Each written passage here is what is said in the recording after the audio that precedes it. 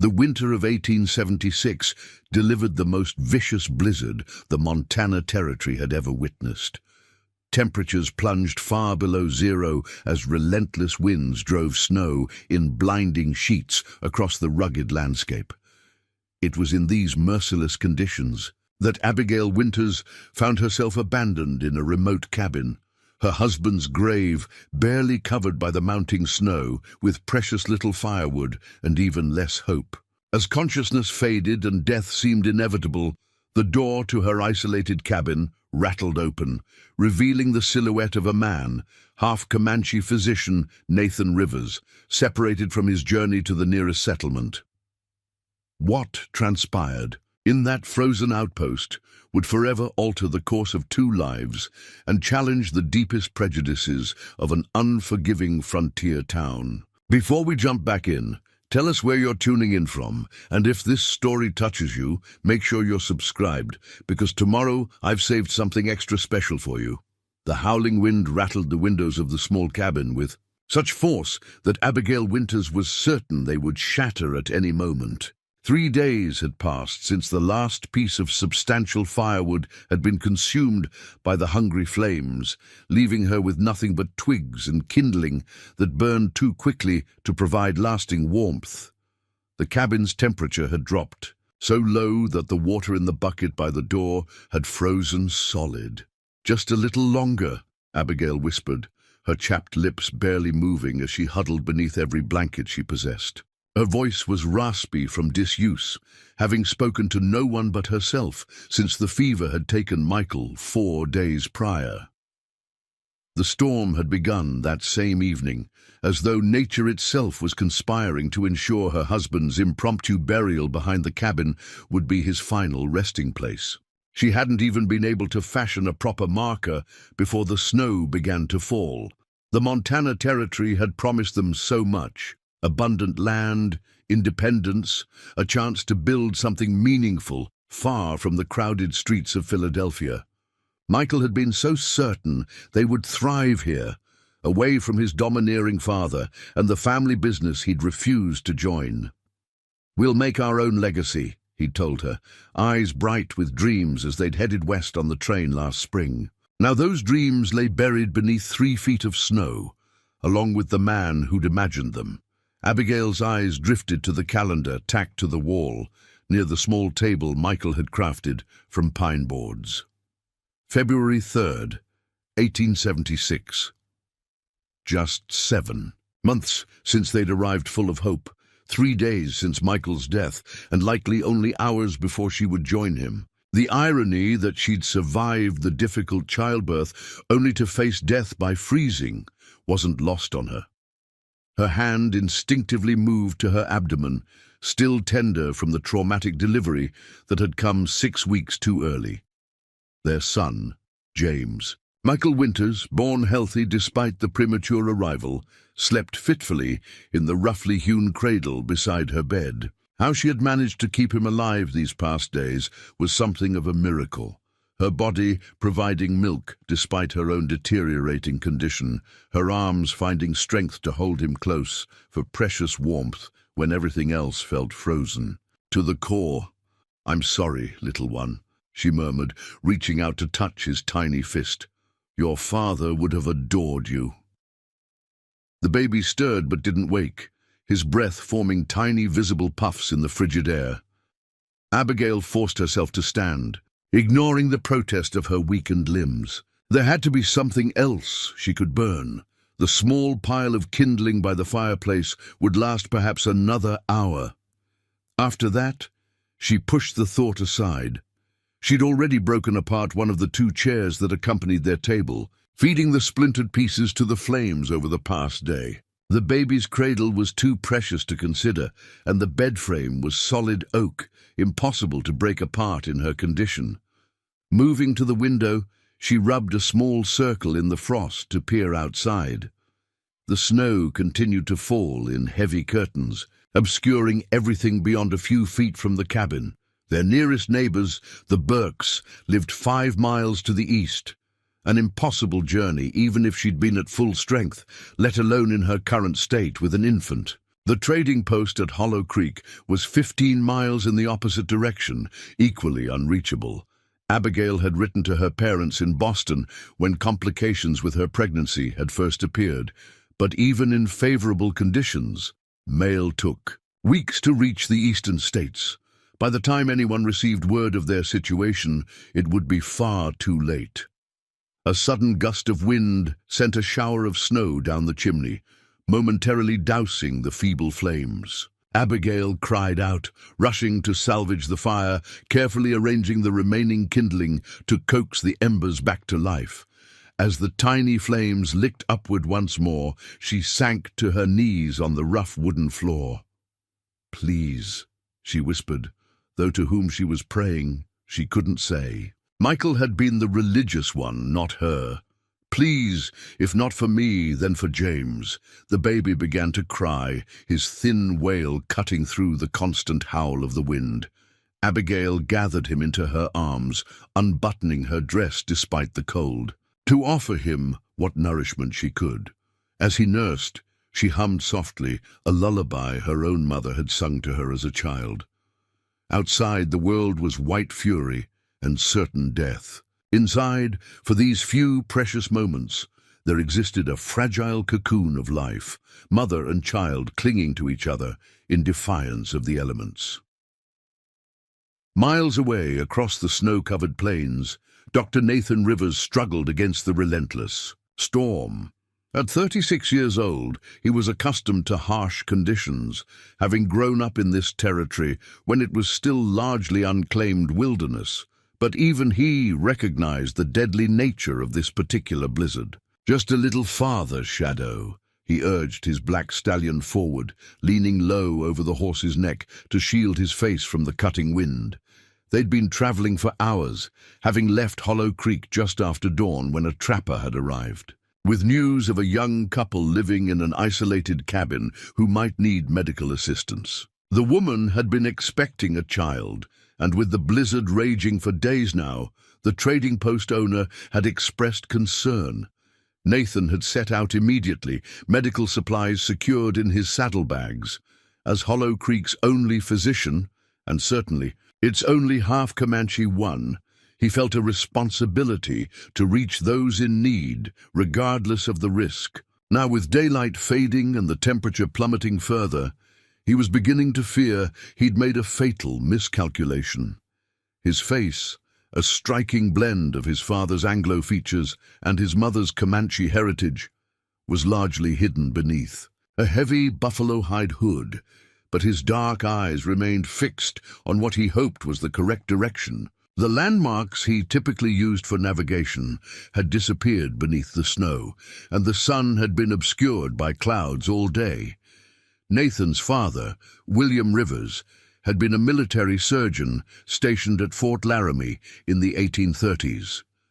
There, he'd met and fallen in love with Morning Dove, the daughter of a Comanche chief who'd been brought to the fort for treatment. Their union had scandalized both communities, but William had resigned his commission, established a small medical practice serving both settlers and native populations, and created a home where their son could learn the best of both worlds.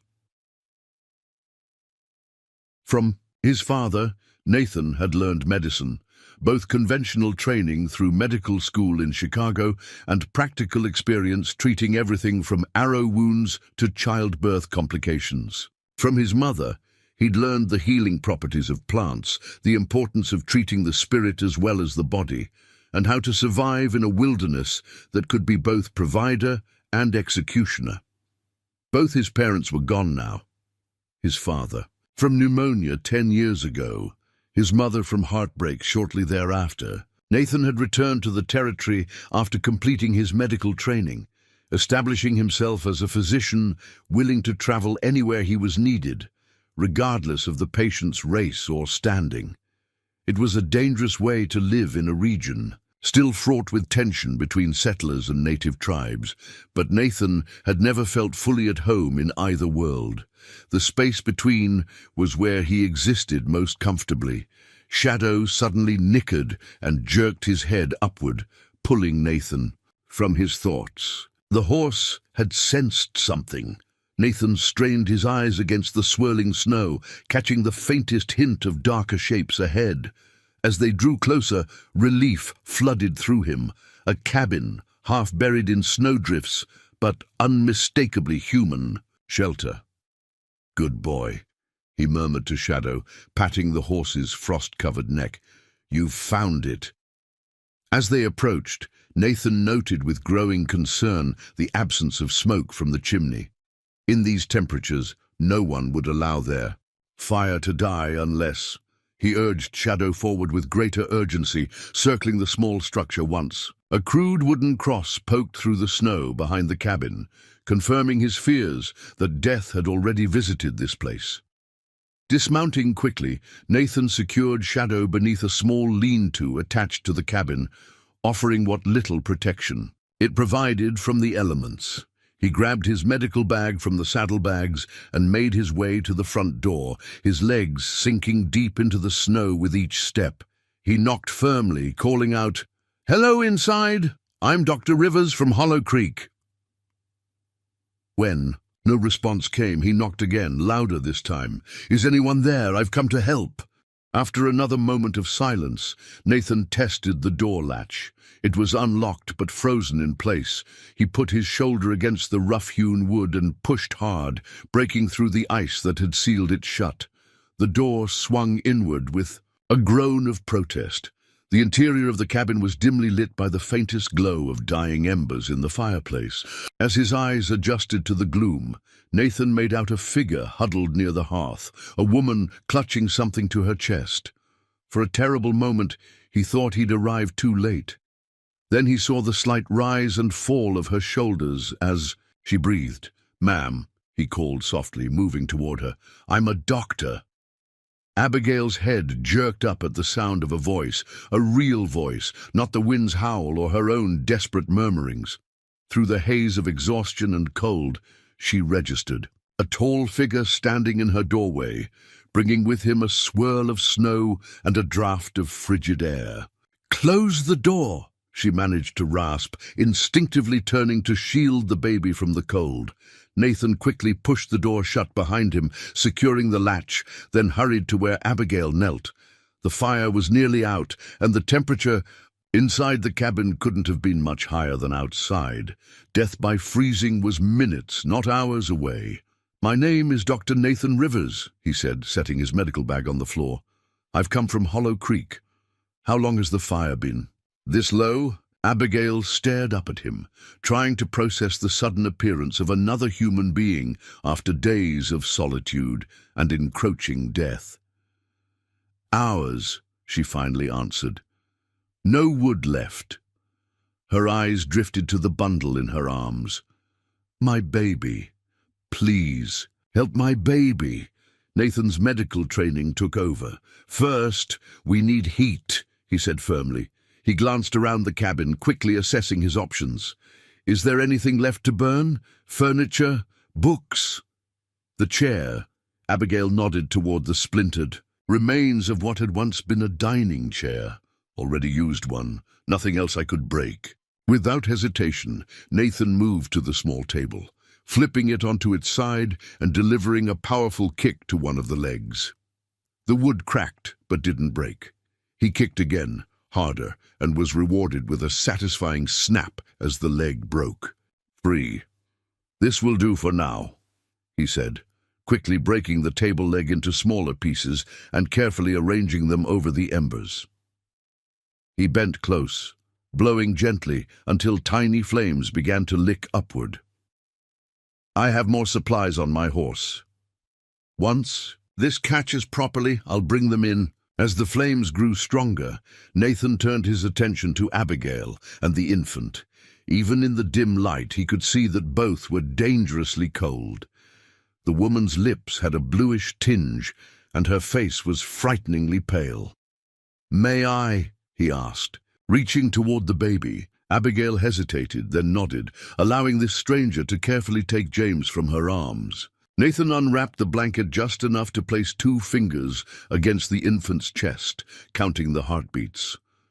Preparing and narrating this story took us a lot of time, So if you are enjoying it, subscribe to our channel. It means a lot to us. Now, back to the story. His heart rate is slow but steady, Nathan reported, rewrapping the tiny boy securely. How old is he? 3 days, Abigail whispered. Born during the storm. Nathan's eyebrows rose in surprise. You delivered him yourself?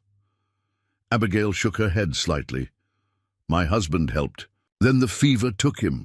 Her voice broke. I buried him out back. Understanding dawned in Nathan's eyes as he recalled the snow-covered cross. I'm sorry for your loss, he said quietly, with genuine compassion in his voice. He gently placed the baby back in Abigail's arms. What's your name? Abigail Winters, she replied. My son is James. Mrs. Winters, James needs warmth immediately, as do you, Nathan said, his tone gentle but urgent. I'm going to bring in more supplies from my horse, then I'll need to examine both of you. Is that all right? Abigail nodded weakly, too exhausted to do anything but trust this unexpected savior. As Nathan moved back toward the door, she called after him, Doctor, thank you for coming. Just doing my job, Mrs. Winters, he replied with a slight smile. Try to stay awake until I return.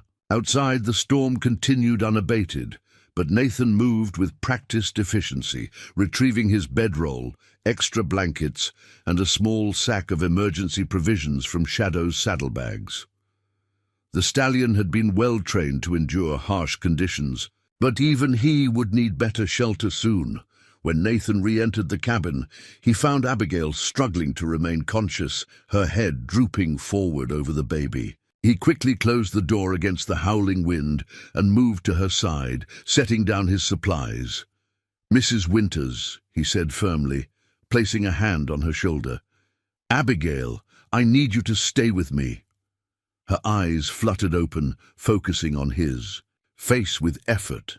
For the first time, she truly saw the man who had appeared like an answered prayer. His features were striking, high cheekbones and copper-toned skin speaking to his native heritage, while the shape of his nose and jaw suggested European ancestry. His long black hair was pulled back from his face, revealing intelligent dark eyes that assessed her condition with professional concern. You're Indian, she murmured, the observation slipping out before she could stop it. Half, Nathan replied, matter-of-factly, used to such reactions. My father was a military surgeon, my mother Comanche. Now let me help you to the bed where you'll be more comfortable. Without waiting for a response, he gently lifted Abigail, baby and all, into his arms and carried them to the small bed against the far wall. He arranged his own thick bedroll over the existing blankets, creating a nest of warmth. I'm going to examine the baby first, Nathan explained, taking James carefully. Then you. As the fire began to burn more steadily, casting a warm glow throughout the cabin, Nathan conducted a thorough examination of the newborn.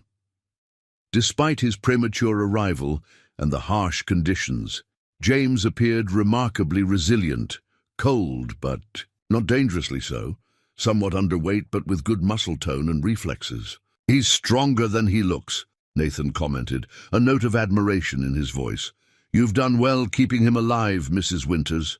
Abigail, she corrected softly. Please call me Abigail.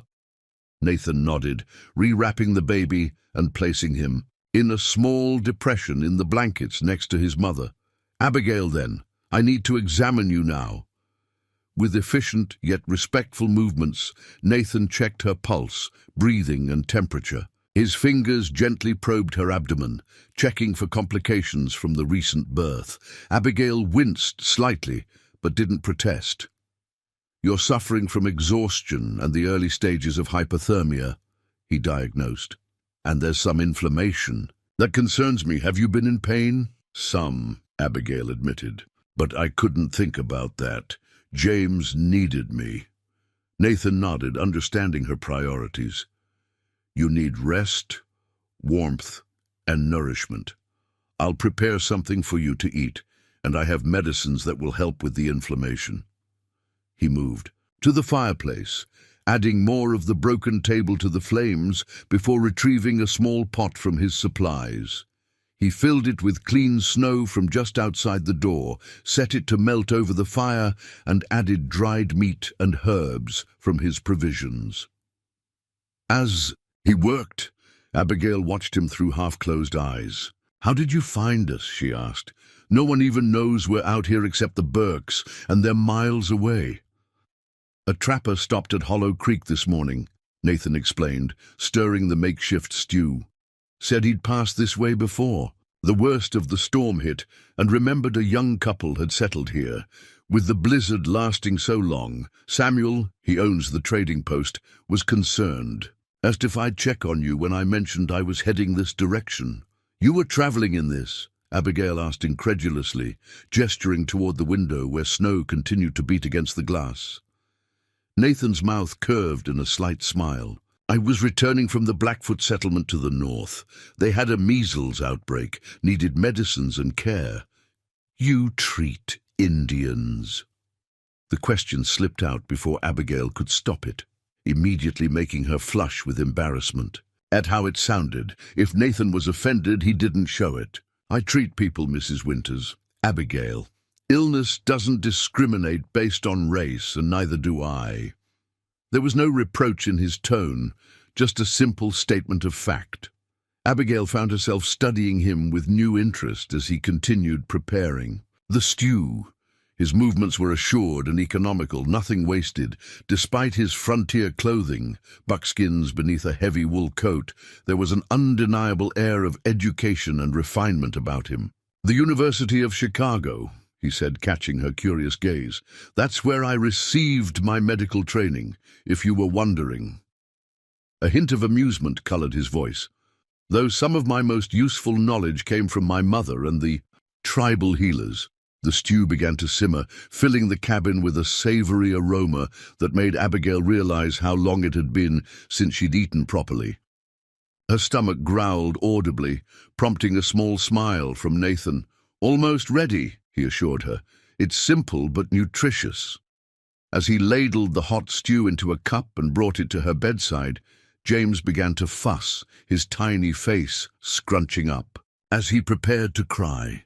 "He's hungry," Abigail explained, shifting to take him into her arms. Nathan nodded, discreetly turning away to give her privacy as she prepared to nurse the infant. "The stew will help with your milk production," he said, his back still turned. "And I have herbs that can increase it further if necessary." "Thank you," Abigail said softly, the simple words encompassing far more than gratitude for the meal, or the medicinal knowledge. "We would have died tonight if you hadn't come." Nathan turned back to face her, his expression solemn. "You don't need to thank me. Anyone would have done the same." But they both knew that wasn't true. Few men would have ventured out in such conditions, risking their own lives for strangers who might already be beyond help. Fewer still would have known how to save them if they'd tried. As the storm raged on outside, the small cabin grew gradually warmer. Nathan continued to feed the fire with pieces of the dismantled table, knowing they would need to find a more sustainable solution if the blizzard didn't abate soon. He prepared medicinal tea using herbs from his supplies, encouraging Abigail to drink it to reduce inflammation and restore her strength. Night fell, turning the windows into black mirrors that reflected the scene within. A woman and her newborn child, saved from certain death by the unexpected arrival of a man who walked between two worlds. None of them could have predicted how their lives would intertwine beyond this night, or how the residents of Hollow Creek would react when they learned of the arrangement that necessity had forced upon them. For now, it was enough that they had survived another day in the merciless winter of the Montana Territory. Tomorrow would bring its own challenges, but they would face them together, the widowed mother, the half-Comanche doctor, and the infant whose very existence seemed a defiance of the odds stacked against him. Abigail's head jerked up at the sound of a voice, real and human, not the wind's howl that had been her only companion for days. Through the haze of exhaustion and cold, she registered a tall figure standing before her, snow still clinging to his buffalo hide coat. "Close the door," she managed to rasp, instinctively shielding the baby from the draft. Nathan quickly secured the door against the howling storm, then knelt beside her. His medical instincts took over as he assessed the dire situation, the nearly extinguished fire, the dangerous chill permeating the cabin, and the weakened condition of both mother and child. "The fire first," he said decisively, moving to the hearth. Within minutes, Nathan had broken apart the remaining chair and carefully coaxed the dying embers back to life. As the flames grew stronger, casting a warm glow throughout the small cabin, he turned his full attention to his patients. The examination revealed what he feared. Abigail was suffering from the early stages of hypothermia, exhaustion, and inflammation. From the recent childbirth, the infant miraculously seemed more resilient, though clearly underweight from his premature arrival. "You both need warmth and nourishment immediately," Nathan stated, his voice calm but authoritative, as he wrapped them in the thick blankets he'd carried in his pack. While a makeshift stew simmered over the revitalized fire, Nathan prepared a medicinal tea from herbs in his supplies. "This will help with the inflammation and restore some of your strength," he explained, helping Abigail sit up to drink. The hot liquid spread through her body like life itself, thawing the deadly cold that had settled in her bones. As warmth and hope gradually returned, Abigail studied the man who had appeared like an answered prayer. In the improved light, she could now clearly see the distinctive features that marked his mixed heritage. The copper-toned skin and high cheekbones of his Comanche ancestry blended harmoniously with features that spoke of European descent. His long black hair was tied back neatly, and his hands, steady and gentle as they tended to her and James, bore the calluses of frontier life alongside the precision of medical training. "How did you know it was coming?" she asked, her voice still weak but steadier than before. "A trapper stopped at Hollow Creek this morning," Nathan explained, checking James's vital signs again. "Mentioned a young couple who had settled out this away. With the blizzard raging so long, there was concern. You risked your life for strangers," Abigail observed, the enormity of his actions dawning on her. Nathan shrugged slightly, uncomfortable with the implied heroism. "It's what any doctor would do," but they both knew that wasn't true. Few physicians would have ventured out in such conditions, and fewer still would have had the skills to navigate the treacherous landscape. As night deepened and the storm showed no signs of abating, Nathan set about making the cabin habitable. For the days ahead, the broken furniture would provide fuel for only so long. After ensuring Abigail and James were comfortable and warming steadily, he ventured out to bring in more supplies from his horse and to check the small woodshed attached to the cabin, which he found nearly empty. When he returned, Abigail was sitting up slightly, James asleep in her arms. Her eyes followed Nathan as he efficiently organized their resources. "Your husband," Nathan began carefully, arranging wood near the fire to dry. "The fever took him recently?" Abigail's throat tightened. 4 days ago. It came on suddenly after James was born. By the next morning he was... She couldn't complete the sentence. Nathan nodded, understanding both her grief and the practical implications. "And you've been alone since then, trying to keep the fire going and care for a newborn." "It wasn't a question, but," Abigail answered. "Anyway, the storm started the day Michael fell ill. By the time he..."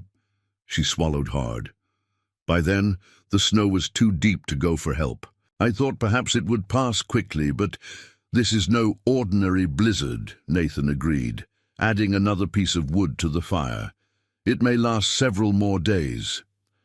The gravity of their situation hung in the air between them.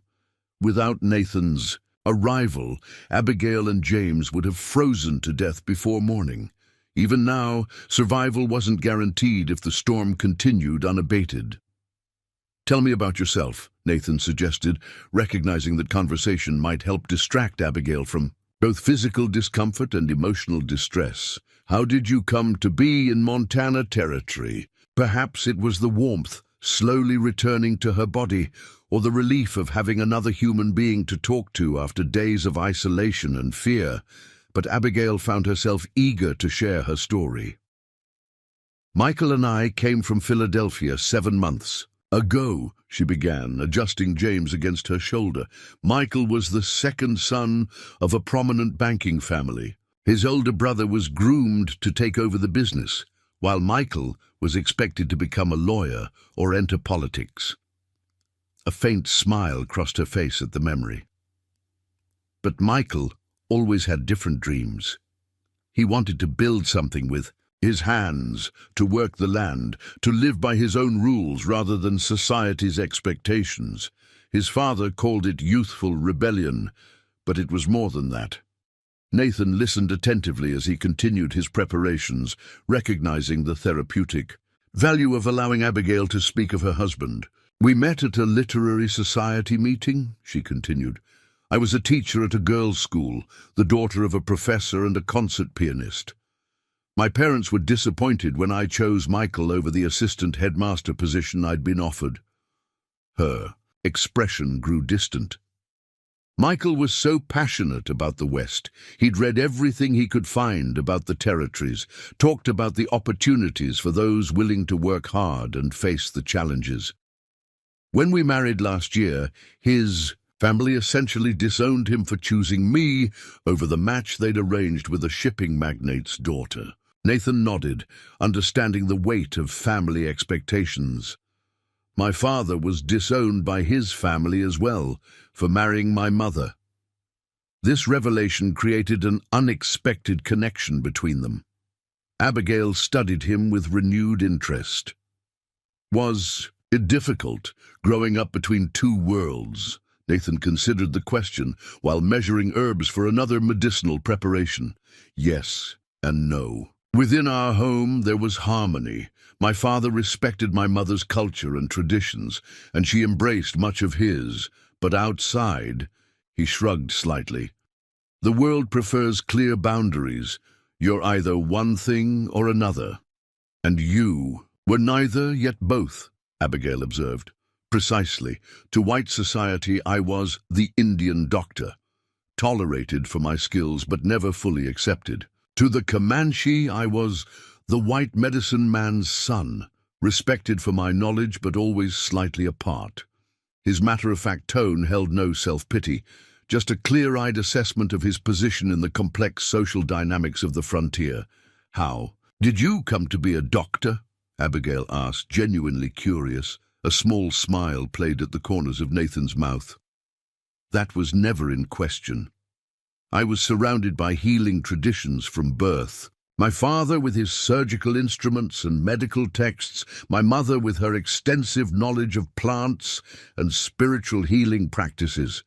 He checked the stew simmering over the fire. "My father taught me anatomy and physiology when other boys were learning their alphabets. By 12, I could fix a broken bone and stitch a wound. My mother showed me which plants could reduce fever, ease pain, or draw out infection." "But your formal training? You mentioned Chicago." Nathan nodded. "My father believed I would need credentials to practice in the white world. He saved for years to send me to medical school. I was the only mixed-blood student in my class, and one of only two who had practical experience treating gunshot wounds and arrow injuries before our first formal lesson." Abigail tried to imagine it. This man who moved with such confidence through the Montana wilderness, sitting in a classroom filled with young men from privileged backgrounds who had likely never treated anything more serious than a paper cut. Was it worth it, the formal education? "Absolutely," Nathan replied without hesitation. "My father was right. The degree gives me standing in certain circles that my skills alone would not, and there was much to learn from Western medicine that complemented my mother's teachings." He brought a cup of the stew to Abigail. "Here, you need to eat." The baby depends on your strength." As Abigail sipped the surprisingly flavorful broth, Nathan checked on James again, his large hands gentle. As they examined the tiny infant, "He's warming nicely," Nathan reported. "His heart rate is stronger too. You've given him an excellent start, despite the circumstances." "Michael was so proud," Abigail said softly, memories flooding back.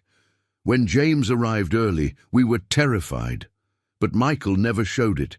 He just took charge, heated water, prepared clean linens, remembered everything the midwife had told us during her visit last month." Her voice broke slightly. "He held James first, counted his fingers and toes, proclaimed him perfect despite his size. Then he placed him on my chest and said, 'You did it, Abby. You brought our son into the world.' That was the last truly happy moment we shared before the fever struck." Nathan remained respectfully silent, allowing her the space to process her grief. After a moment, he asked gently, "The midwife from Hollow Creek visited you?" Abigail nodded. "Mrs. Rawlins. She came in December when the weather was still manageable. She told us the baby might come early based on certain signs and gave us instructions on what to do if she couldn't reach us in time." "Martha Rawlins is a skilled midwife," Nathan acknowledged. "She and I have worked together on difficult cases." She mentioned a doctor in the area, but said he was often away treating patients in remote settlements. "That must have been you." Nathan nodded. "My practice takes me wherever I'm needed. The territorial boundaries that matter so much to politicians mean little when someone is injured or ill." This pragmatic approach to his calling spoke volumes about the man. In a region where tensions between settlers and indigenous populations frequently erupted into violence, Nathan Rivers crossed boundaries that others found impassable, treating patients regardless of their origin or allegiance. "The people of Hollow Creek," Abigail began hesitantly. "Do they accept you? As their doctor, I mean." A shadow crossed Nathan's face briefly. "Some do, without reservation.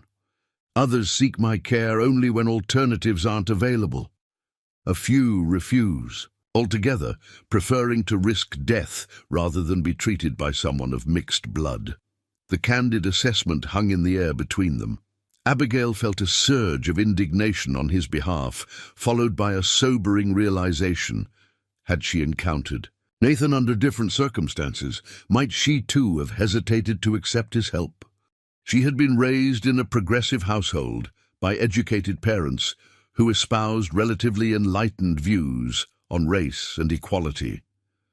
Yet even in Philadelphia, actual interaction with Native Americans had been virtually non-existent. Her knowledge came from books, newspapers, and the occasional theatrical presentation that invariably portrayed Indians as either bloodthirsty savages or noble, but doomed relics of a vanishing way of life. Now, faced with the reality of a man whose very existence defied such simplistic categorizations, Abigail felt the limitations of her understanding. This man who had risked his life to save her and James deserved more than the narrow judgment society would impose on him. "I'm grateful," she said finally, meeting his gaze directly. "Not just for the rescue, but for staying, for caring for us both so skillfully. I don't know how I can ever repay you." "There's no debt," Nathan assured her, turning back to tend the fire. "My father believed that medicine should be given freely where needed, payment accepted where possible, but never demanded where it would cause hardship." "A rare philosophy," Abigail observed. "Most doctors I've known in Philadelphia were quite adamant about their fees." Nathan smiled slightly. "My father used to say that a doctor who prioritizes payment over healing has forgotten his true purpose." As night deepened and the storm continued its assault on the small cabin, Abigail felt herself growing drowsy from the combination of warmth, food, and medication. James slept peacefully beside her, his color much improved. "Rest," Nathan encouraged, noticing her struggle to keep her eyes open. "I'll keep watch and tend the fire." But you must be exhausted too, Abigail protested weakly. You've traveled all day in the storm. I'm accustomed to going without sleep when necessary, he assured her. It's part of a doctor's life. Rest now. Both of you need to recover your strength. Unable to resist the pull of exhaustion any longer, Abigail surrendered to sleep, comforted by the knowledge that they were no longer alone in their struggle against the elements.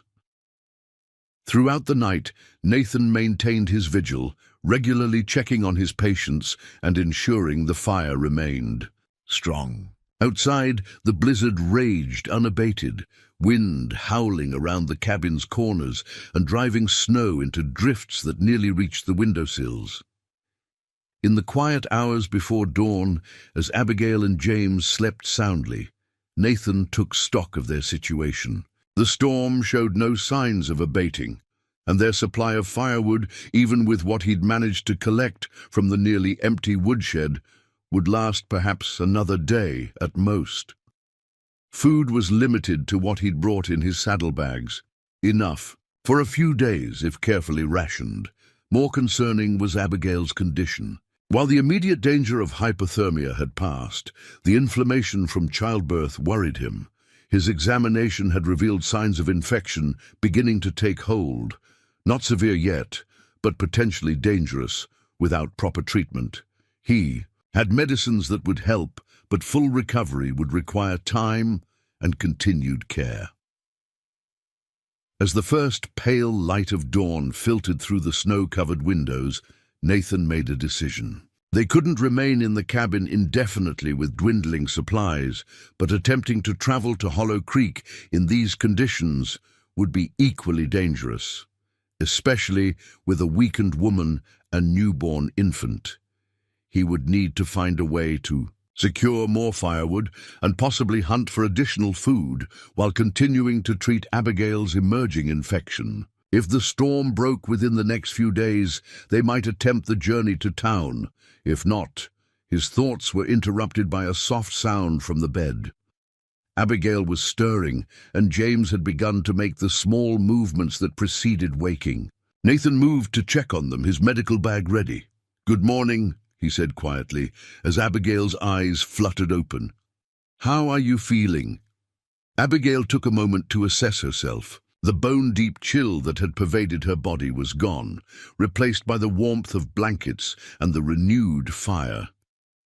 The ache in her abdomen remained, but seemed less sharp than before.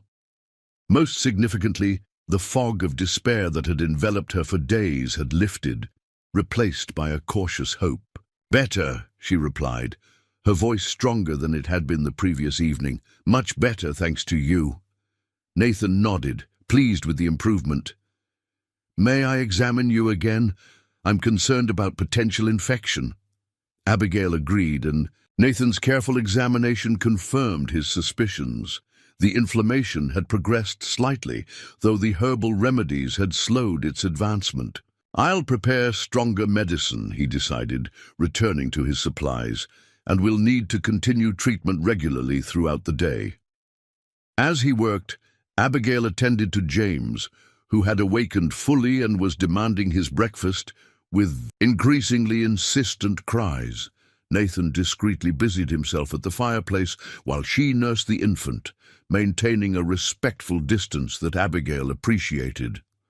"The storm hasn't let up," she observed, listening to the wind that continued to buffet the cabin. "No," Nathan confirmed, "and our situation here is challenging. The woodpile is nearly depleted and supplies are limited." The pragmatic assessment didn't sugarcoat their predicament, yet his tone conveyed competence rather than alarm. He had clearly faced difficult situations before and found ways to overcome them. "What do you suggest?" Abigail asked, shifting James to her shoulder to burp him. "I need to secure more firewood today," Nathan replied, bringing her a cup of freshly brewed medicinal tea. "There are trees not far from the cabin. I noticed them when I arrived. With my axe, I can fell at least one and break it down for burning." This storm?" Abigail questioned, concerned. "Is that safe?" "Safer than freezing," Nathan pointed out with a slight smile. I've worked in worse conditions. The cabin's lean-to where Shadow is sheltered was likely meant for a woodpile originally. If I can fill it today, we'll have enough fuel to last until the storm breaks. His confidence was reassuring, but Abigail couldn't help worrying. If something happened to him while he was outside gathering wood, she and James would once again face the prospect of freezing to death, a fate only temporarily postponed by his arrival. "I'll be careful," Nathan promised, reading her concern. "And I won't go far from the cabin." After ensuring that Abigail and James were comfortable and that the fire was well stocked for the immediate future, Nathan prepared to venture into the storm. He donned his heavy buffalo coat and fur-lined gloves, securing his axe and a length of rope to drag the cut wood back to the cabin. "I'll return as quickly as possible," he assured Abigail, who watched anxiously from the bed. James, cradled against her chest, continued taking the medicine every 2 hours and tried to rest. With that, he stepped out into the swirling snow, momentarily disappearing from view as the door swung shut behind him. Alone again in the cabin, but with renewed hope, Abigail gazed down at her son's face. "He'll come back," she whispered, as much to reassure herself as to promise the infant. "He'll come back, and we'll survive this together." The hours crept by with agonizing slowness as Abigail waited for Nathan's return. James had fallen asleep after nursing, his tiny features peaceful despite the howling storm outside. She had managed to take the medicine as instructed and even consumed a small portion of the remaining stew. But worry gnawed at her with each passing minute. When the cabin door finally burst open, admitting a swirl of snow and a frost-covered figure, Abigail nearly cried with relief. Nathan stomped the snow from his boots and quickly secured the door behind him, his breath visible in the chilled air. "You're back," she said, unable to keep the emotion from her voice. Nathan nodded, shedding his ice-encrusted outer garments. "With success," he replied, moving to warm himself by the fire. "There's a good stack of wood under the lean-to now, enough to last several days." "You're freezing," Abigail observed, noting his reddened face and stiff movements. "It's colder than—" "Yesterday," he acknowledged, holding his hands toward the flames, "but manageable with proper preparation." Despite his matter-of-fact tone, Abigail could see that the excursion had taken its toll. His normally fluid movements were hampered by cold, stiffened muscles, and a weariness showed in the set of his shoulders that hadn't been present before. "You should rest," she suggested. "You've been caring for us since you arrived without taking proper rest yourself." Nathan shook his head slightly. "I need to check your condition first and prepare more medicine. Then I'll consider resting." His dedication to his patient's welfare before his own comfort spoke volumes about the man's character. As he examined her with professional detachment, Abigail found herself studying his face more closely than she had previously permitted herself. The strong line of his jaw, the intelligent dark eyes focused intently on his work, the slight furrow between his brows as he assessed her condition, all painted a portrait of concentration and care. "The inflammation is responding to the treatment," he reported finally, his expression lightening somewhat. "The fever hasn't progressed, which is an excellent sign, thanks to your medicines," Abigail acknowledged. "And your own strength," Nathan countered, repacking his medical bag. "Many women would have succumbed days ago, especially after childbirth and losing a husband." The matter-of-fact assessment of what she had endured made Abigail realize just how close she and James had come to death. "I couldn't give up," she said simply. "James needed me." Nathan nodded, understanding the powerful drive of maternal protection. He'd seen it countless times in his practice, women drawing on reserves of strength they never knew they possessed when their children's welfare was at stake. "You should eat," Abigail insisted, noting that he had tended to their needs without addressing his own. "And then rest. I'm feeling much stronger now." After some persuasion, Nathan agreed to consume a portion of the stew he had prepared earlier and to take a brief rest. Abigail watched as he arranged his bedroll near the fire, maintaining a respectful distance from the bed she occupied with. "James, wake me if the baby needs anything or if you feel any change in your condition," he instructed, stretching his tall frame on the floor. "I will," Abigail promised. Within minutes, exhaustion claimed him, his breathing deepening into the regular rhythm of sleep. Only then did Abigail allow herself to fully acknowledge how profoundly this stranger had altered their fate. Without his arrival, she and James would certainly have perished, either from the cold as the fire died or from the infection that had been quietly taking hold in her body. But Nathan Rivers was far more than simply a timely rescuer.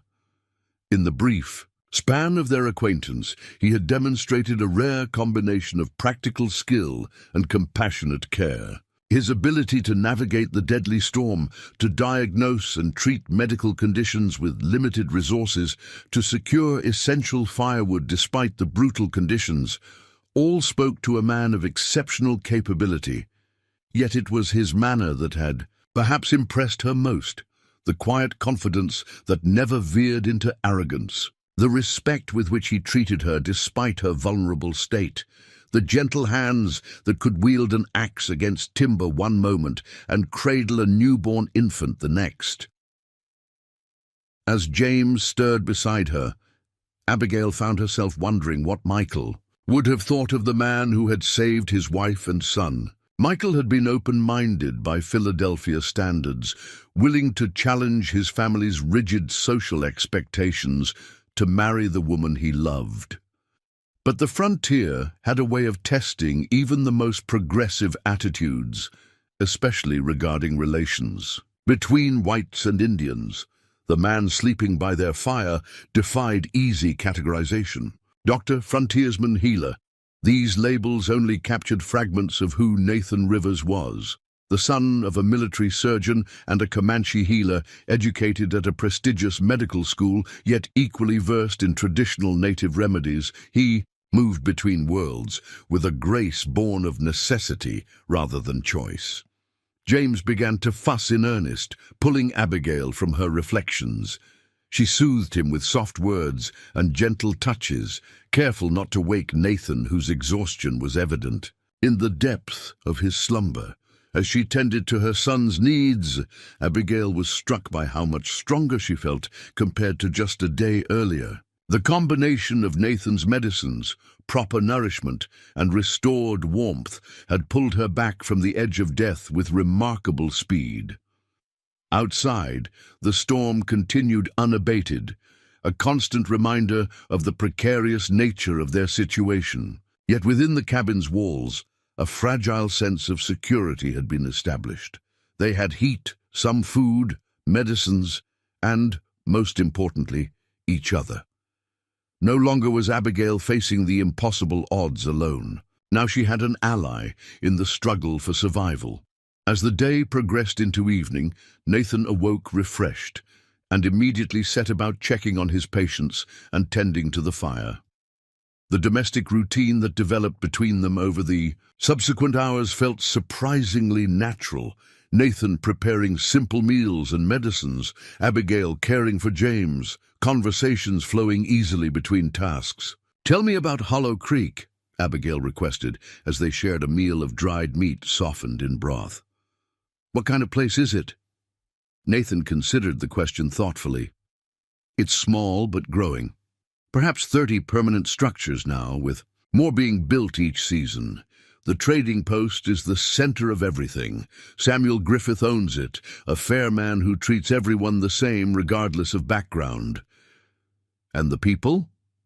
"A typical frontier mix," Nathan replied. "Former soldiers, failed gold prospectors who decided to try farming instead. A few educated Easterners like yourself who came seeking opportunity or adventure. There's a schoolhouse now, though no permanent teacher yet. A small church where traveling preachers stop monthly. And they accept you as their doctor," Abigail asked, recalling their previous conversation about the prejudices he sometimes faced. Most do, Nathan acknowledged. Frontier pragmatism tends to override prejudice. When medical care is scarce, Martha Rawlins, the midwife, has been particularly supportive. We often work together on difficult cases. No competition between doctor and midwife? Abigail asked with a small smile. Nathan shook his head. Martha knows more about childbirth than I ever will, and she's gracious about consulting me when complications arise. My father always said medicine should be collaborative, not competitive. Your father sounds like an unusual man. He was, Nathan agreed, a trace of sadness coloring his voice. Brilliant surgeon, terrible businessman. He could have had a lucrative practice in St. Louis or Chicago, but he chose to serve where the need was greatest instead. Like father, like son, Abigail observed quietly. Nathan looked up, momentarily surprised by the comparison. I suppose so, though I never thought of it that way. And your mother? You mentioned she was a healer among her people. A warm smile transformed Nathan's serious features. She was remarkable, knew the medicinal properties of every plant in the territory. Patients would travel for days to seek her care, both Comanche and settlers brave enough to trust her skills. They must have been very much in love, your parents, Abigail suggested, sensing the depth of his admiration for both. They were, Nathan confirmed, even when their choice to marry caused both families to reject them initially. My father used to say she was worth any price he had to pay. The sentiment resonated deeply with Abigail, reminding her of Michael's willingness to defy his family for their relationship. Love makes us brave, she murmured, almost to herself. Or foolish, Nathan added with a hint of wry humor. Depending on who's judging. The observation drew a genuine laugh from Abigail, the first since Michael's death. The sound brightened the cabin momentarily, causing Nathan to look at her with new appreciation. In that brief moment of shared understanding, something shifted between them, a connection forming that transcended their roles as doctor and patient. As evening deepened into night, the storm outside reached new levels of ferocity. Wind shrieked around the cabin corners, like a living entity seeking entrance, while snow patterned against the windows with increasing intensity. The worst storms often break after reaching peak intensity, Nathan observed, adding wood to the fire. Perhaps by morning we'll see improvement. I hope so, Abigail replied, cradling James against her shoulder after his evening feeding. Though I fear what we'll face when it does end. Nathan looked at her questioningly. Reality, she explained softly. Decisions about what comes next, where to go, how to manage alone. Understanding dawned in Nathan's eyes. You're thinking about the future. I have to, Abigail replied, gently placing the now sleeping James in his cradle. For his sake, if not my own. Our supplies here are limited, winter is far from over, and her voice faltered, I have no experience with frontier life beyond what Michael was teaching me. Nathan nodded thoughtfully. When the storm breaks, we'll travel to Hollow Creek. You and James will be welcomed there. Frontier communities understand the importance of supporting those in need, especially widows with children. And you, Abigail asked, suddenly realizing how much she had come to rely on his steady presence in just one day. I have patients throughout the territory, Nathan replied, but my home is near Hollow Creek. I'll ensure you're safely settled before resuming my usual circuit. The practical answer should have reassured her, but Abigail found herself unsettled by the thought of Nathan returning to his normal routine while she faced rebuilding her life in an unfamiliar community. She had come to Montana as part of a couple with shared dreams. Now she would enter Hollow Creek as a widow with an infant, an object of pity and charity rather than a pioneer in her own right. What troubles you? Nathan asked, perceiving her disquiet. Abigail hesitated, uncertain how to articulate her complex emotions. I came west to build something alongside Michael, a home, a future, a legacy for our children, not to be a burden on strangers. You won't be a burden, Nathan assured her. You bring value. You're educated, you were a teacher. Hollow Creek desperately needs someone with your background. A woman alone with a newborn, trying to teach other people's children? Abigail shook her head skeptically. Even on the frontier, that seems unlikely to be accepted. Nathan fell silent, acknowledging the validity of her concern. Frontier communities could be simultaneously more flexible and more rigid than Eastern society. Pragmatic about survival needs, yet deeply conventional about social arrangements, especially those involving women and children. We'll find a solution, he said finally, one step at a time. First, we get through this storm and address your recovery. Then we reach Hollow Creek safely. After that, he spread his hands. Options will become clearer. His methodical approach to problem-solving was oddly comforting. Abigail nodded, recognizing the wisdom in focusing on immediate challenges rather than distant uncertainties. As they prepared for sleep, Nathan again on his bedroll near the fire, Abigail in the bed with James, the blizzard reached a crescendo, a fury that made conversation impossible without shouting. The entire cabin seemed to tremble under the onslaught, and despite the fire's warmth, drafts found their way through every tiny crack and crevice. Sometime in the deepest part of night, Abigail awoke to James's crying, hungry again despite having nursed just hours earlier. As she attended to him, she noticed Nathan was also awake, adding wood to the fire and checking the windows where snow had piled against the glass. "The storm?" she asked softly when James had settled again. "Still raging," Nathan confirmed, returning to his bedroll. "But we're secure here." His confidence should have been reassuring, but something in his tone alerted Abigail that all was not well. "What is it? What aren't you telling me?" Nathan sighed, reluctant to cause additional worry, but respecting her right to know their situation. "The drifts are building faster than I anticipated. If they continue at this rate, the door may be blocked by morning." The implication was clear. They could become trapped inside the cabin, unable to reach the woodpile he had laboriously built. Up under the lean-to. "Can we clear it?" Abigail asked, practical concerns overriding potential panic. "Yes, though it will be challenging," Nathan replied. "I brought sufficient wood inside to last until tomorrow. By then we'll need to create a path to the lean-to."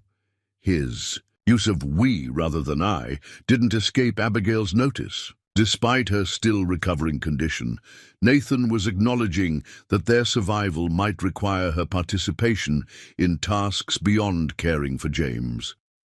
"I'll help however I can," she promised. Nathan nodded, appreciation evident in his expression. "Try to rest now. Tomorrow may demand much from both of us." As predicted, morning revealed a transformed landscape outside the cabin's frost-covered windows. Snow had piled against the door and walls, creating an almost cocoon-like effect. Daylight penetrated the glass only dimly, filtered through the white barrier that now encased much of the structure. Nathan's attempt to open the door confirmed their fears. It moved only a few inches before meeting solid resistance from the packed snow. Through the narrow gap, they could see that drifts had indeed built up well above the doorframe. "We'll need to dig out," he stated, closing the door to preserve heat. "But not immediately. The snow actually provides insulation, keeping some warmth in.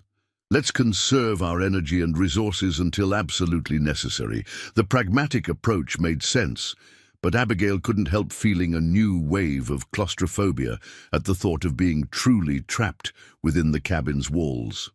What if the snow continued to build? What if they couldn't dig out at all? Nathan seemed to read her thoughts. "This type of heavy snowfall rarely lasts more than 3 days. Already the wind seems less intense than yesterday. Soon enough, we'll be able to create a passage to the woodpile." His confidence helped steady her nerves, and Abigail focused on caring for James while Nathan inventoried their supplies.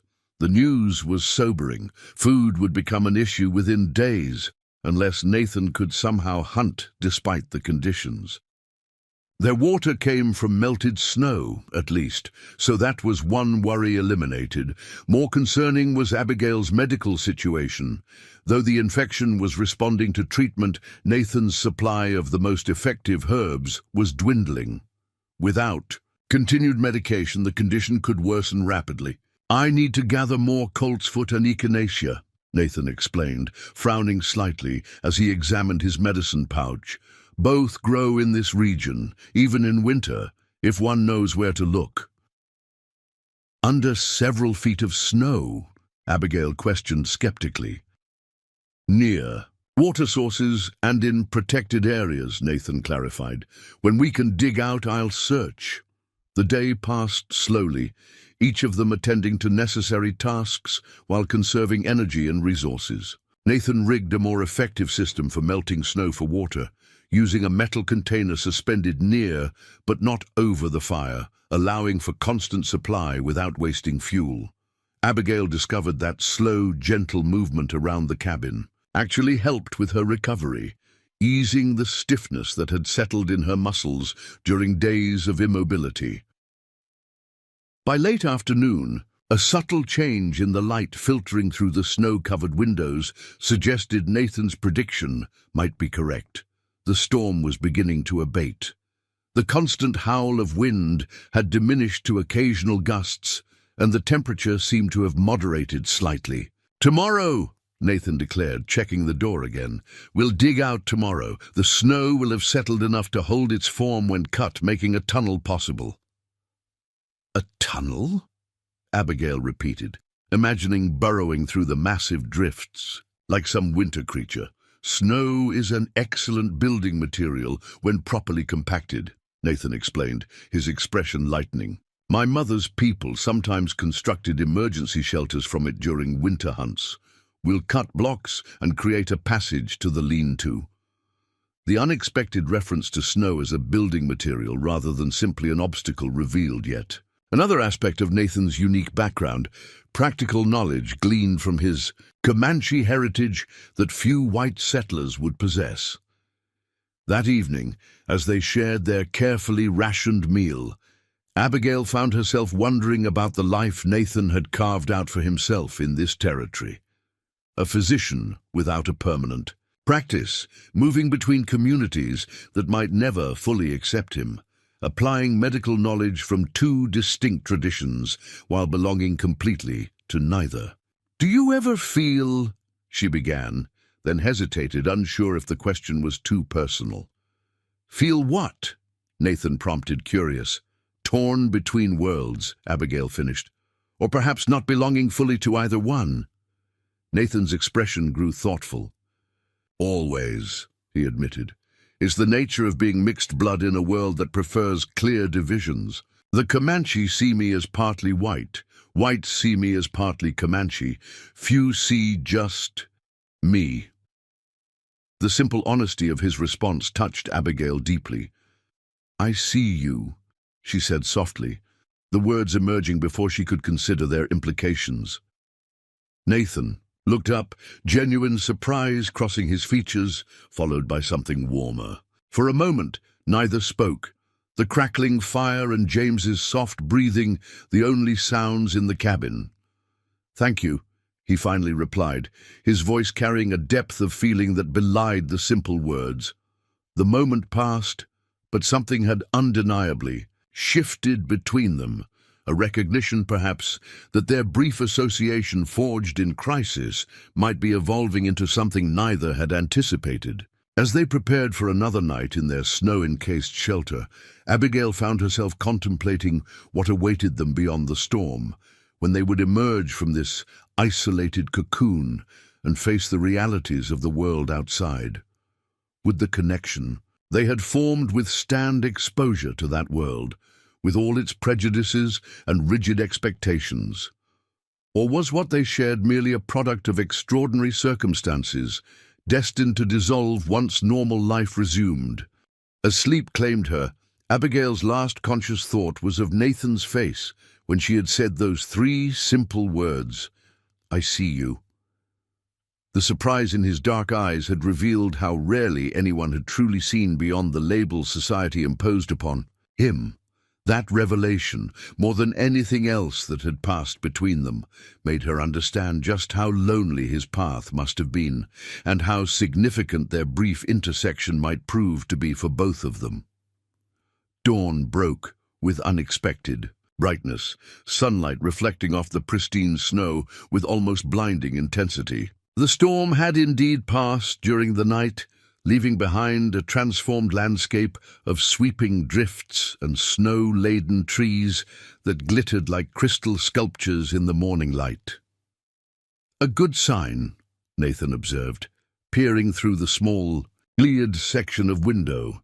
"Clear skies mean the temperature will rise enough to make our work easier." Their task for the day was formidable: to dig a pathway through the massive snowdrift that had sealed their door and blocked access to the woodpile and Nathan's horse. Without wood, they would freeze. Without reaching shadow, Nathan couldn't retrieve additional medical supplies from his saddlebags. "I'll need your help," Nathan told Abigail as they shared a meager breakfast of the last dried meat and melted snow. "You'll need to bundle warmly and work in short bursts, returning inside frequently to warm up and rest." Abigail nodded determinedly. "James can stay wrapped in the bed while we work. He's been sleeping well between feedings." Nathan assessed her condition with a physician's eye. The infection was still present but contained, her strength notably improved from when he'd first found her. Even so, the exertion of snow clearing would tax her recovering body. "We'll be methodical," he decided. "I'll cut blocks from inside the doorway, passing them to you to stack aside. We'll create a tunnel just wide enough to pass through, conserving energy."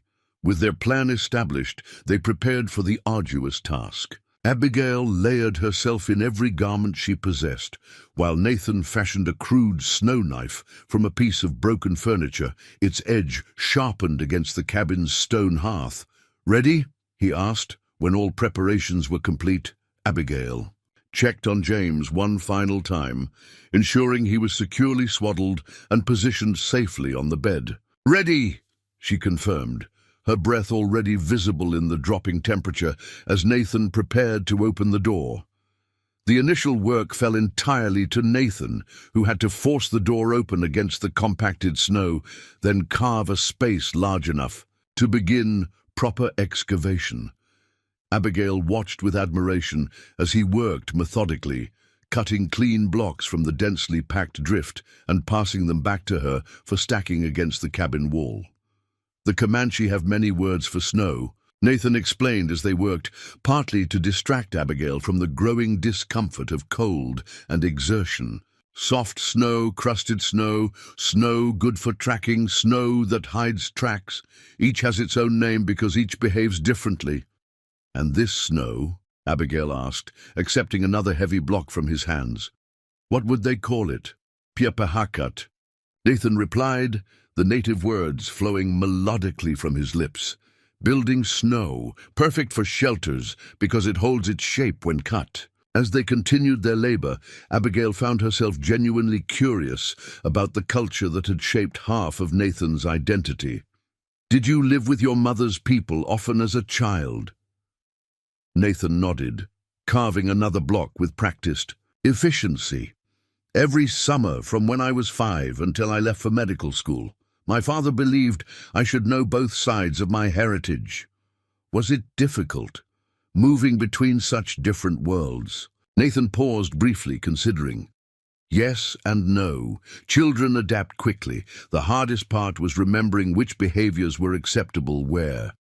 Among the Comanche, looking an elder directly in the eyes could be seen as disrespectful.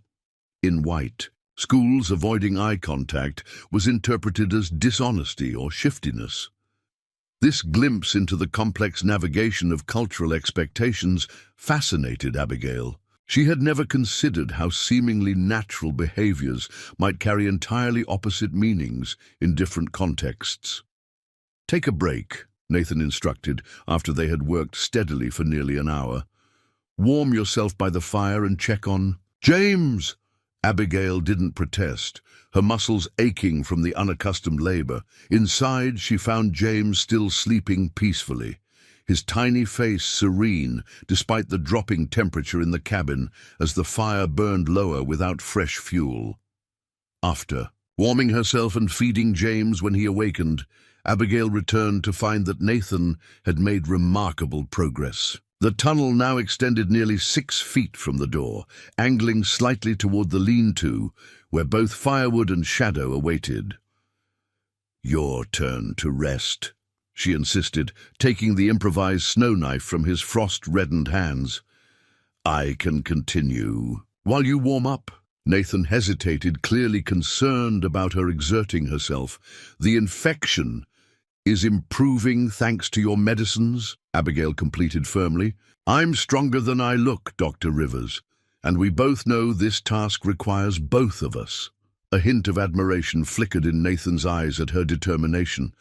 "Very well, but work slowly, and stop immediately if you feel lightheaded or experience increased pain." While Nathan warmed himself inside and checked on James, Abigail continued excavating the tunnel, marveling at how the snow indeed held its shape, exactly as Nathan had described. The physical labor, though taxing, carried a certain satisfaction. Each block removed brought them closer to securing the wood they desperately needed.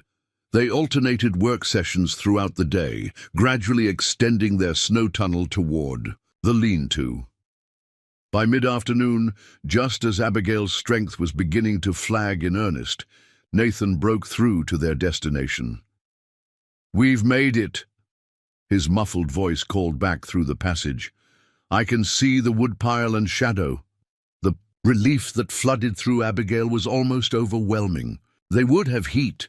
Nathan could retrieve his additional medical supplies, and Shadow, who had somehow survived the storm in the minimal shelter of the lean-to, represented their potential transportation to Hollow Creek when conditions allowed.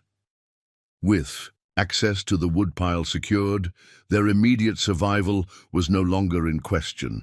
That evening, with the fire blazing warmly from the newly acquired wood, Abigail felt a sense of accomplishment she hadn't experienced since arriving in Montana territory. "We did well today," Nathan acknowledged as they shared the meal he had prepared from supplies retrieved from his saddlebags. Jerky softened in broth, enriched with dried berries and a small portion of preserved cornmeal.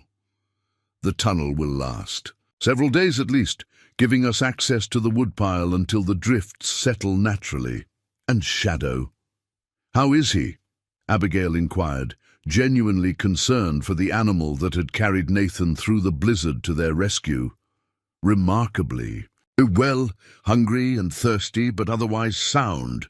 Horses are more resilient than people often credit them." As they ate, Nathan revealed another piece of good news. Among his retrieved supplies were additional medicines, including more of the herbs needed to treat Abigail's infection. "We should continue your treatment for at least 5 more days," he advised. "The inflammation is improving, but complications after childbirth can recur if not fully resolved." The medical assessment carried an implicit time frame for their continued cohabitation, at least 5 more days in the isolated cabin before attempting the journey to Hollow Creek. Abigail found herself oddly relieved by this extension. Not yet ready to face the uncertain reception that awaited her in town. With their immediate needs secured, the evening conversation turned to more personal topics. As Abigail nursed James near the fire, she found herself curious about aspects of Nathan's life she hadn't yet explored. "You mentioned your practice takes you to different settlements," she began. "Do you ever wish for a more settled existence? A permanent clinic, perhaps?" Nathan considered the question thoughtfully. "Sometimes," he admitted, "particularly in winter, when traveling between patients means facing conditions like we just experienced. But a traditional practice would limit who I could help." "Because of prejudice?" Abigail asked gently. "Partly," Nathan acknowledged, "but also geography. Many who need medical care most, isolated homesteaders, native encampments, smaller settlements, would never reach a town-based clinic. By traveling, I can serve those who would otherwise go without. Your father's influence again, Abigail observed with a small smile. Prioritizing need over convenience. Or profit, Nathan added with a hint of wry humor. Town doctors generally live more comfortably than wandering physicians. Do you ever become lonely, living between communities rather than fully within any of them? The question was personal, perhaps overly so, but the extraordinary circumstances of their situation had compressed the normal timeline for such confidences. Nathan didn't seem offended, merely contemplative. Loneliness is familiar terrain, he finally replied. But purpose provides compensation. Knowing my work matters makes solitary evenings easier to bear. Abigail nodded, understanding all too well. Her decision to leave Philadelphia's comforts for the frontier had been driven by a similar desire for purpose, to build something meaningful alongside the man she loved, even at the cost of familiar connections. "And you?" Nathan asked, turning, the question back to her. "Before tragedy struck, were you finding purpose in your frontier life?" "I was beginning to," Abigail replied honestly. The initial months were challenging, learning to cook on an open hearth, washing clothes in a stream instead of sending them to a laundress, preserving food for winter. But there was satisfaction in mastering each skill, in seeing Michael's pride when I succeeded. Her voice softened at the memory. He was so patient, teaching me what he knew, learning alongside me what neither of us knew. We were creating something together, day by day, a home, a future, and now, Nathan asked gently. Abigail glanced down at James, sleeping peacefully after nursing. Now I must create a different future, one I never envisioned or prepared for. The quiet acknowledgement hung between them, a reminder of how quickly life could veer from carefully laid plans into uncharted territory. "You won't face it alone," Nathan assured her. "Frontier communities rally around those in need, especially women with children." "But at what cost?" Abigail wondered aloud. "Being the object of charity, of pity, accepting help while having little to offer in return?" "You underestimate your value," Nathan countered. "An educated woman who can teach children to read and write, Hollow Creek would consider you an asset, not a burden." His assessment was logical, but failed to address Abigail's deeper concern, the loss of independence, of equal partnership that she had shared with Michael. Accepting community support meant entering a web of obligations and expectations that might constrain her choices for herself and James. As though reading her thoughts, Nathan added, "The frontier offers freedoms unavailable in eastern cities. Conventions bend when necessity demands it. You might find opportunities here that surprise you." The conversation shifted to practical matters, when they might attempt the journey to Hollow Creek, what supplies they would need, and how best to transport James safely in winter conditions. Together they formulated a plan: 5 more days for Abigail's infection to fully clear and for the deepest snow to settle, then a careful journey by horseback, with James secured in a special carrier Nathan would fashion. "Shadow can carry both." "Of you," Nathan explained. "I'll walk alongside. We'll move slowly, stopping frequently to ensure James stays warm and properly fed." The methodical planning provided Abigail with a sense of security she had lacked since Michael's death. Having a clear path forward, however challenging, eased the formless anxiety that had plagued her during those desperate days alone. As they prepared for sleep, Abigail found herself studying Nathan covertly as he banked the fire for the night. In just 2 days, this man had transformed from mysterious rescuer to trusted ally. His competence in crisis, compassionate care, and willingness to share aspects of his dual heritage had created a connection she hadn't anticipated. The following. Days established a rhythm to their shared existence. Mornings began with Nathan checking both Abigail and James, preparing medicines and ensuring the fire was well supplied. Abigail cared for James, prepared what simple meals their provisions allowed, and gradually increased her physical activities. As strength returned, Nathan spent part of each day clearing additional snow around the cabin, creating paths to the outhouse and tending to shadow. During these absences, Abigail found herself watching the door with increasing anticipation of his return, missing the quiet conversations that had become the highlight of her days. Their discussions ranged widely, from Nathan's medical training in Chicago to Abigail's experiences teaching young women in Philadelphia, from frontier survival techniques to favorite books and music. Each exchange revealed new facets of compatibility, interests and values that aligned despite their vastly different backgrounds. On the third evening after the storm, as they sat companionably by the fire, Nathan unexpectedly asked, "Would you teach me the lullaby you sing to James? The melody is beautiful." Abigail looked up in surprise. "You've been listening." "It's difficult not to be in such close quarters," Nathan replied with a hint of a smile. "The tune isn't one I recognize. It's a Welsh lullaby," Abigail explained. "My grandmother taught it to my mother, who passed it to me. The words speak of angels watching over a child while they sleep." "Would you mind sharing it?" Nathan asked. Music was important in both my parents' cultures, though expressed quite differently.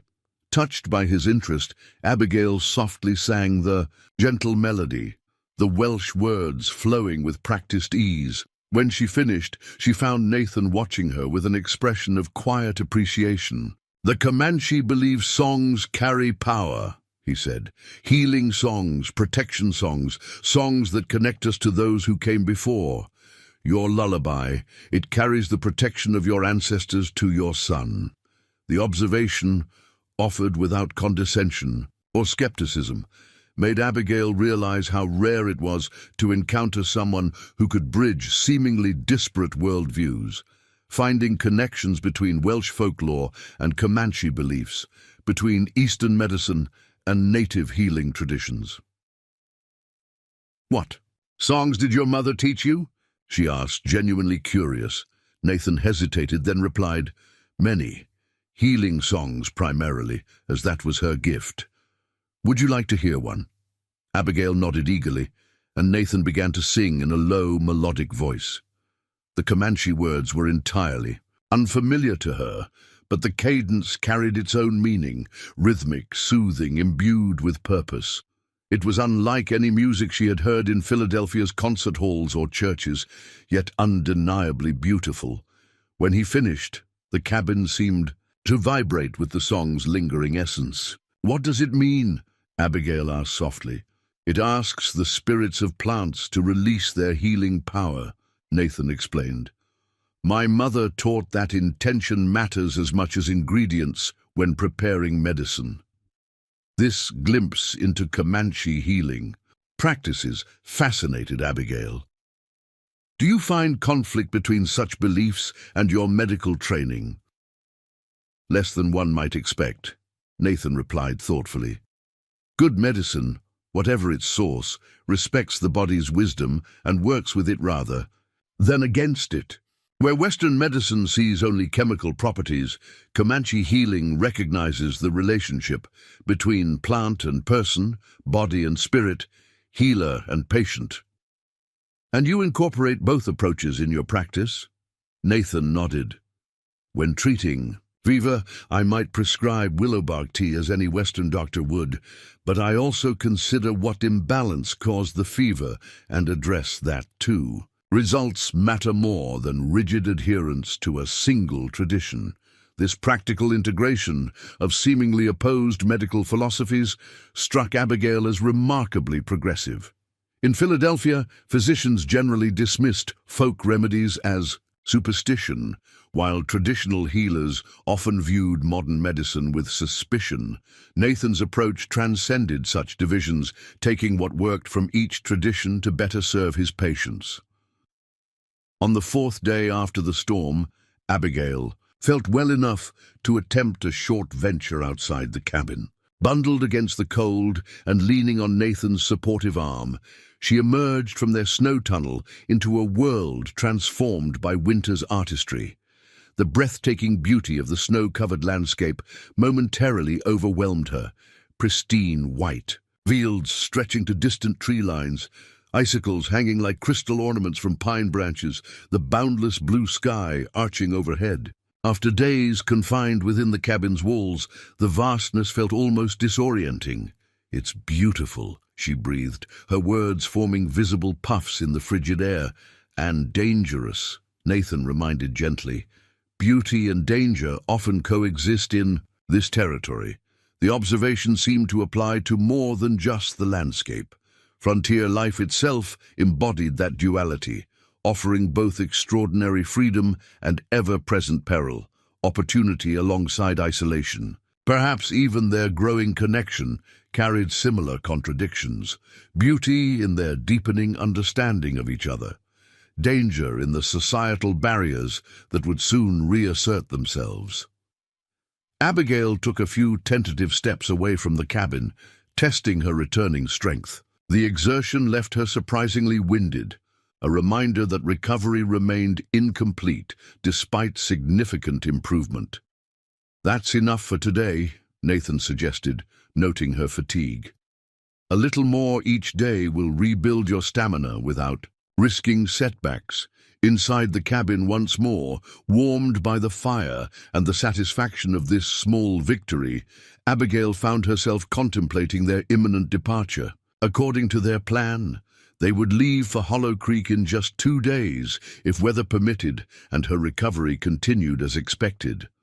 The prospect filled her with conflicting emotions: eagerness to reach safety and stability for James, anxiety about the reception that awaited them, and an unexpected reluctance to leave the intimate world they had created within the cabin's walls. Here, necessity had suspended normal social conventions. Nathan had cared for her with professional detachment when required and respectful distance otherwise. Their conversations had flowed freely across topics that might be considered inappropriate in conventional settings. They had worked side by side, eaten from the same pot, shared the small space with a familiarity born of crisis rather than formal relationship. In Hollow Creek, everything would change. Social structure would reassert itself, along with all the prejudices and expectations Nathan had temporarily been able to set aside in their isolated sanctuary. Abigail would become the widowed newcomer in need of assistance. Nathan would return to his position as the half-Comanche doctor, respected for his skills, but never fully accepted. That evening, as James slept peacefully and the fire cast dancing shadows on the cabin walls, Abigail finally voiced the concern that had been growing within her. "What will happen when we reach Hollow Creek?" she asked, her question encompassing far more than just their physical arrival. Nathan looked up from the small piece of wood he had been carving, a toy for James, he had explained earlier. "You'll be welcomed, provided accommodation until you decide your next steps, and introduced to the community," he replied carefully. "And you?" Abigail pressed. "What becomes of—" She hesitated, uncertain how to define what had developed between them. "Our acquaintance." Nathan set aside his carving, giving the question his full attention. "That depends on many factors. Beyond our control," he acknowledged. "Hollow Creek has its own social code, unwritten but powerful. A code that wouldn't look favorably on continued association between a half-Comanche man and a white widow with an infant," Abigail stated bluntly. "Some would object," Nathan conceded. "Others might be more understanding given the circumstances of our meeting. But yes, our interaction would necessarily become more formal." The confirmation of what Abigail already intuitively understood brought a heaviness to her heart. The connection they had formed, built on mutual respect, shared challenges, and genuine appreciation for each other's qualities, would be constrained by societal expectations neither of them had created nor endorsed. "It seems unfair," she said quietly, "that what happens in the wider world should dictate something so personal." "Many things about the frontier are unfair," Nathan replied. No bitterness in his tone, merely pragmatic acceptance. "We live within those constraints while working to expand them where possible." His philosophical approach reminded Abigail of their vast, experiential differences. Nathan had navigated these complex racial and social boundaries his entire life. She was only beginning to comprehend their impact.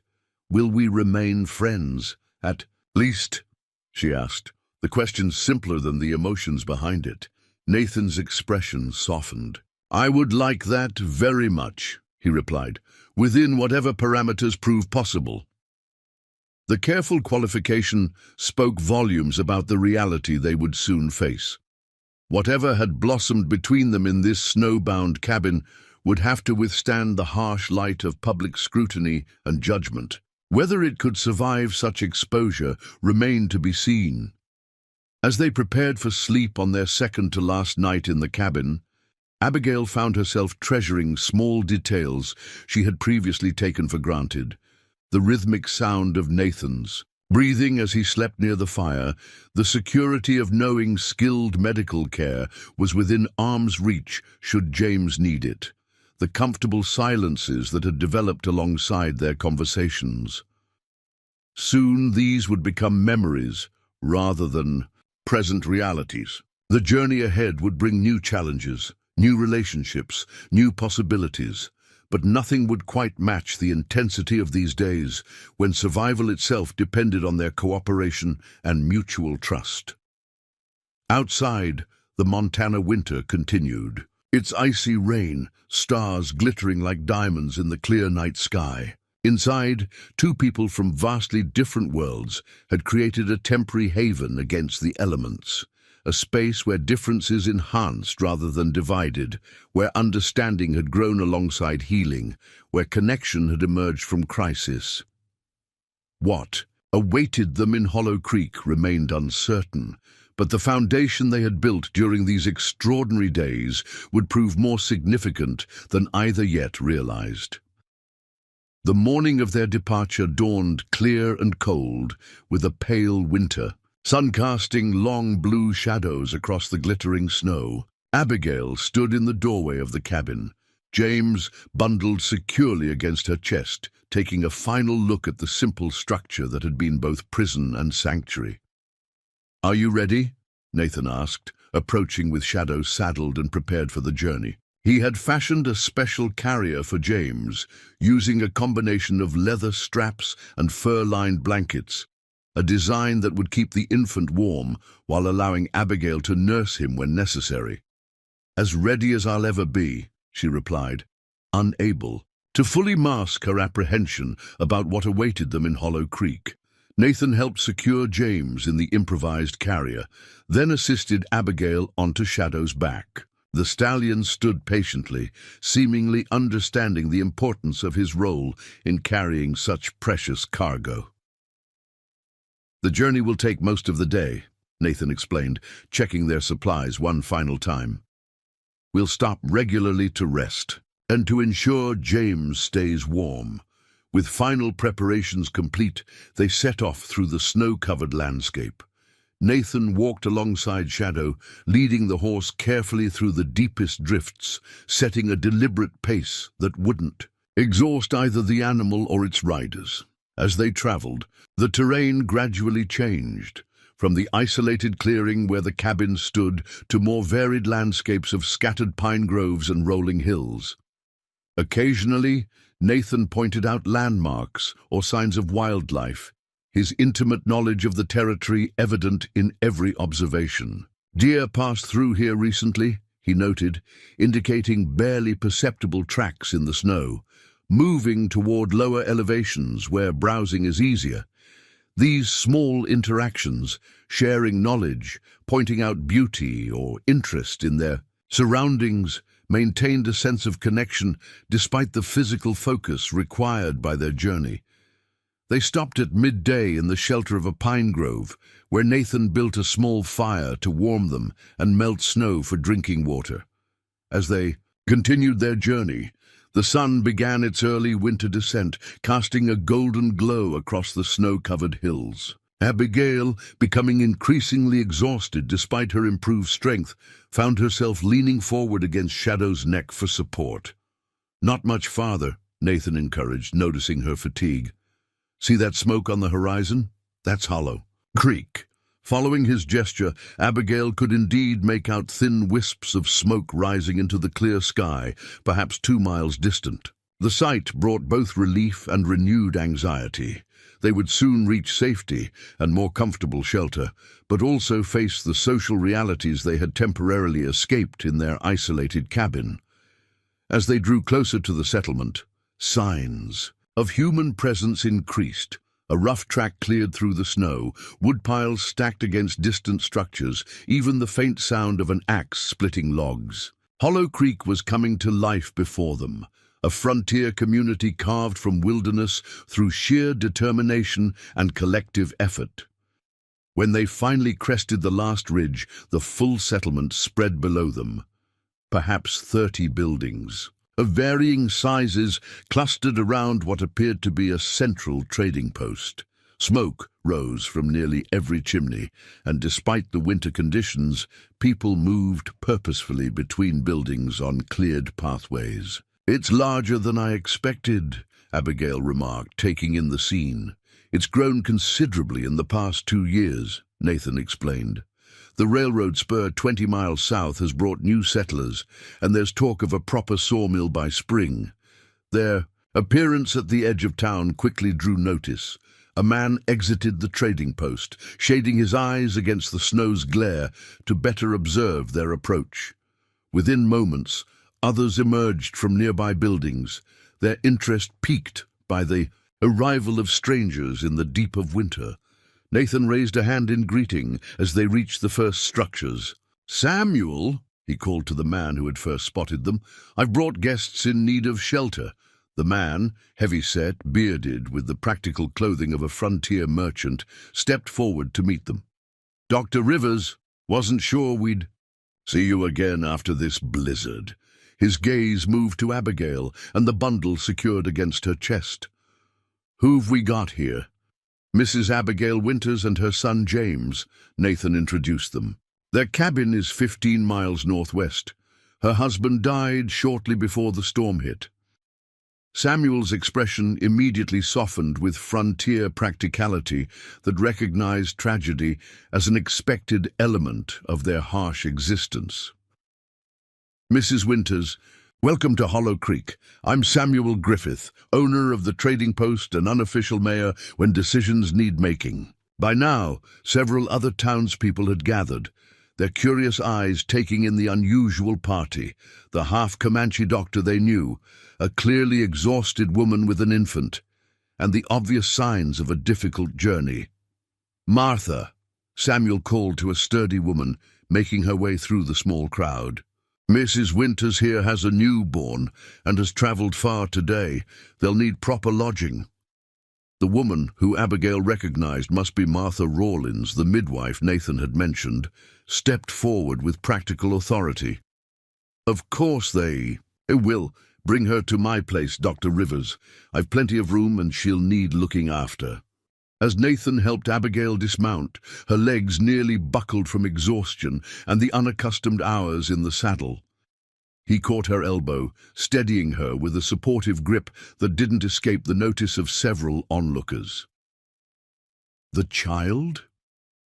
Martha asked, professional concern evident as she peered at the bundle against Abigail's chest. "Born during the storm," Nathan explained. "Slightly premature, but healthy and strong." Martha nodded approvingly.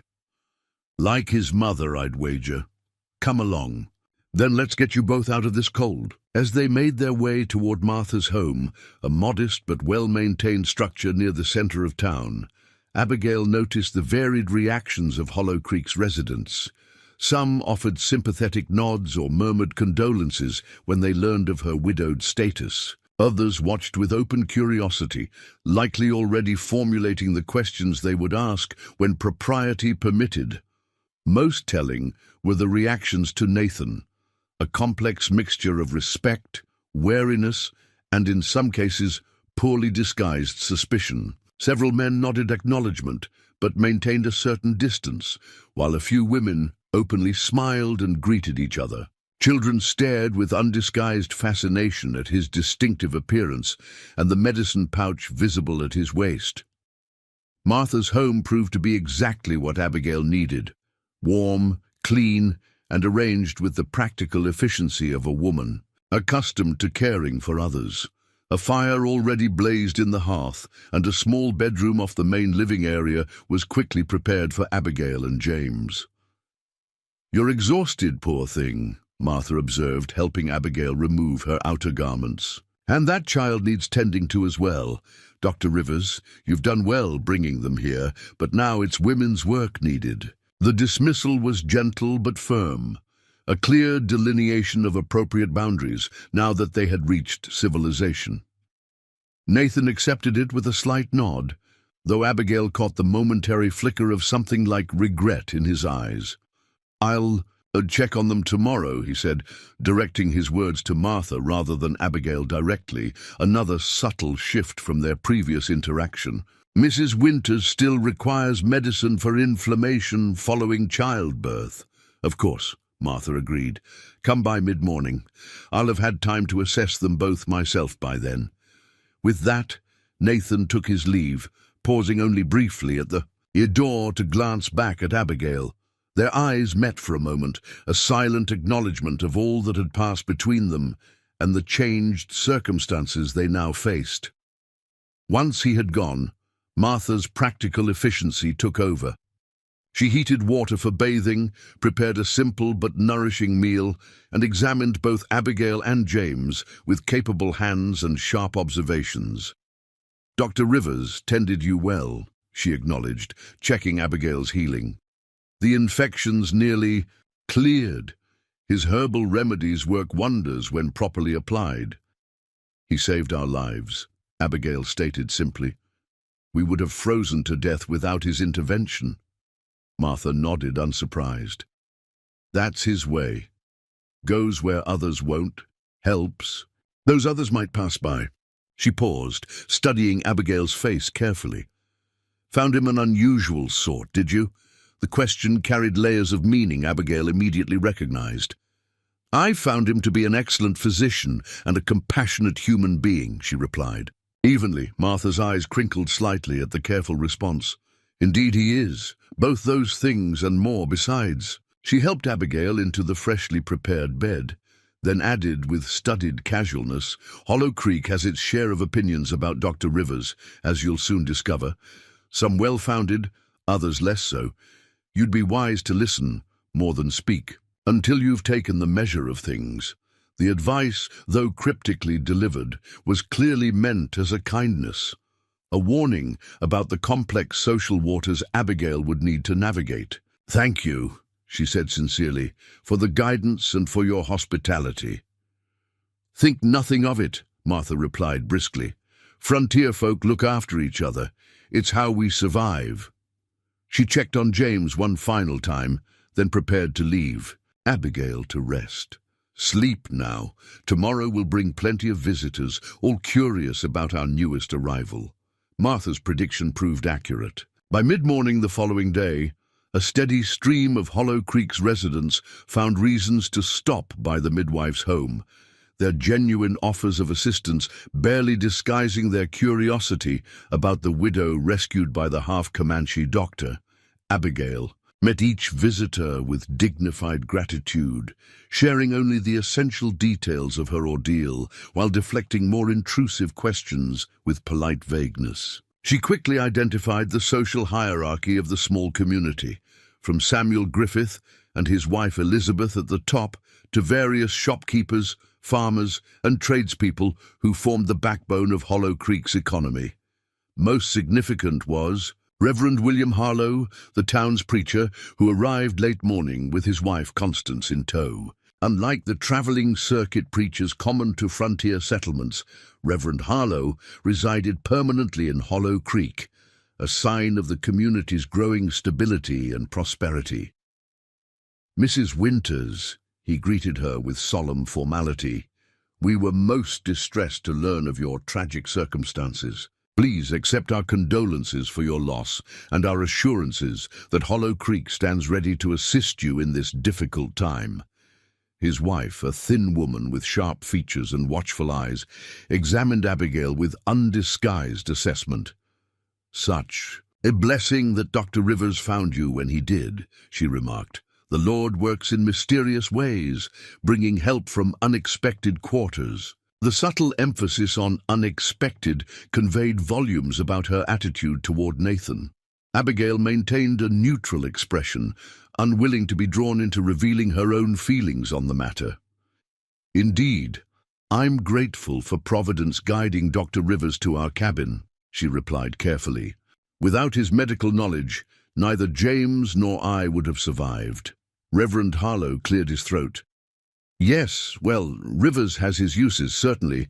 His unusual background provides him skills that benefit our community, though, of course, we pray for his complete conversion to the true faith." This casual dismissal of Nathan's heritage as something to be overcome rather than valued stirred a protective indignation in Abigail, but she suppressed it, recognizing the importance of establishing herself cautiously in this new community. "I found Dr. Rivers to be the most knowledgeable," she observed mildly. "His understanding of both traditional and modern medicine proved invaluable in our situation." The conversation shifted to practical matters. How long Abigail might stay with Martha, what assistance she might require, whether she had family back east who should be notified of her circumstances. Throughout, Abigail maintained a careful balance between grateful recipients of their concern and independent women, with her own decision-making capacity. Shortly after the Harlows departed, Nathan arrived as promised to check on his patients. The difference in his demeanor was immediately apparent. Gone was the easy familiarity of their cabin days, replaced by professional courtesy and a certain careful distance. "Mrs. Winters," he greeted her formally. "How are you feeling today?" "Much improved, Dr. Rivers," Abigail replied, matching his tone while searching his face for the connection they had established during their shared ordeal. It was still there, visible in his eyes, but now carefully contained behind the mask of the physician attending the patient. Martha hovered nearby during the examination, her presence ensuring propriety was maintained. Nathan checked Abigail's, healing with clinical efficiency, then examined James with gentle thoroughness, pronouncing the infant remarkably resilient for one so young. "The infection has cleared," he informed both women, "but I'd recommend continuing the herbal tea for 3 more days as a precaution."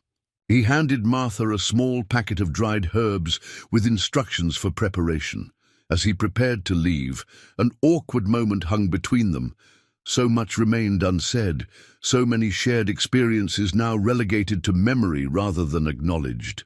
Openly, in the structured social environment of Hollow Creek, their brief but intense connection had no defined category or accepted expression.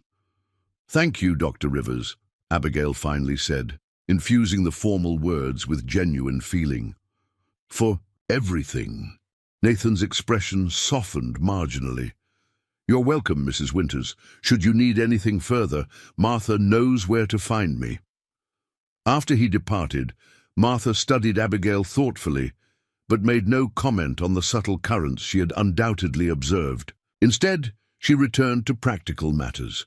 "You'll need proper clothing for yourself and the baby. Elizabeth Griffith mentioned bringing some things this afternoon that might suit." The following days established a new routine for Abigail and James. Martha proved an ideal hostess, supportive without being intrusive, offering practical assistance and social guidance while respecting Abigail's independence. James thrived in the stable environment, gaining weight and strength visibly with each passing day. Hollow Creek's residents generally showed remarkable generosity, bringing food, baby items, and offers of assistance that demonstrated the frontier spirit of communal support.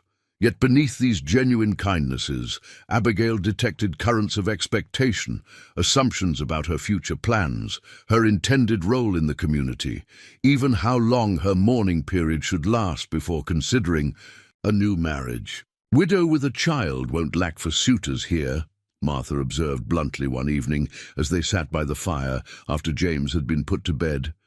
"Already seen Bradley Cooper watching the house more than coincidence explains. And Frank Wilson suddenly found reasons to visit the trading post daily, despite living 3 miles out." Abigail looked up from her mending, startled by the directness. "Surely they understand I'm in mourning. Michael has been gone barely 3 weeks. Martha shrugged. "Pragmatically. Frontier has different timelines than back east. Survival demands practicality. Woman alone with a child needs protection and provision. Man alone needs someone to keep house and provide comfort. Mathematics of frontier life are simple that way." The stark assessment made Abigail uncomfortably aware of her vulnerable position. Without family, without independent financial means, her options were indeed limited. Teaching might provide some income eventually, but establishing herself would take time, and immediate needs pressed more urgently. And what of other considerations? Abigail asked carefully. If a woman had unconventional preferences regarding potential suitors, Martha's shrewd gaze met hers.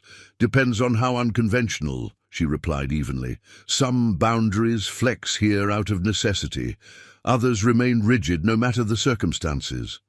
She paused, then added significantly, "Particularly those concerning certain distinctions of birth." The implicit warning was clear. Whatever connection had formed between Abigail and Nathan during their snowbound days, pursuing it openly in Hollow Creek would invite consequences neither might be prepared to face. As if summoned by their veiled discussion, a knock sounded at the door.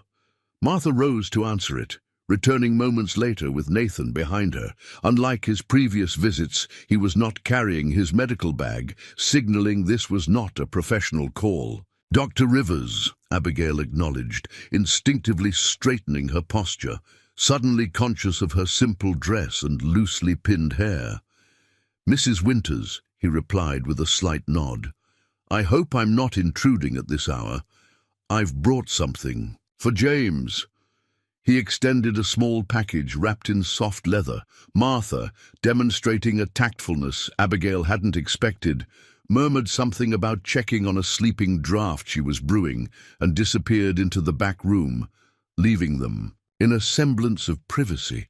Abigail accepted the package, their fingers brushing momentarily in the exchange. Unwrapping the leather, she found an exquisitely carved wooden rattle, its handle smooth to perfection, small polished stones enclosed within a hollow sphere that would make a gentle sound when shaken. "It's beautiful," she said softly, genuinely, moved by the thoughtfulness of the gift. "You made this," Nathan nodded.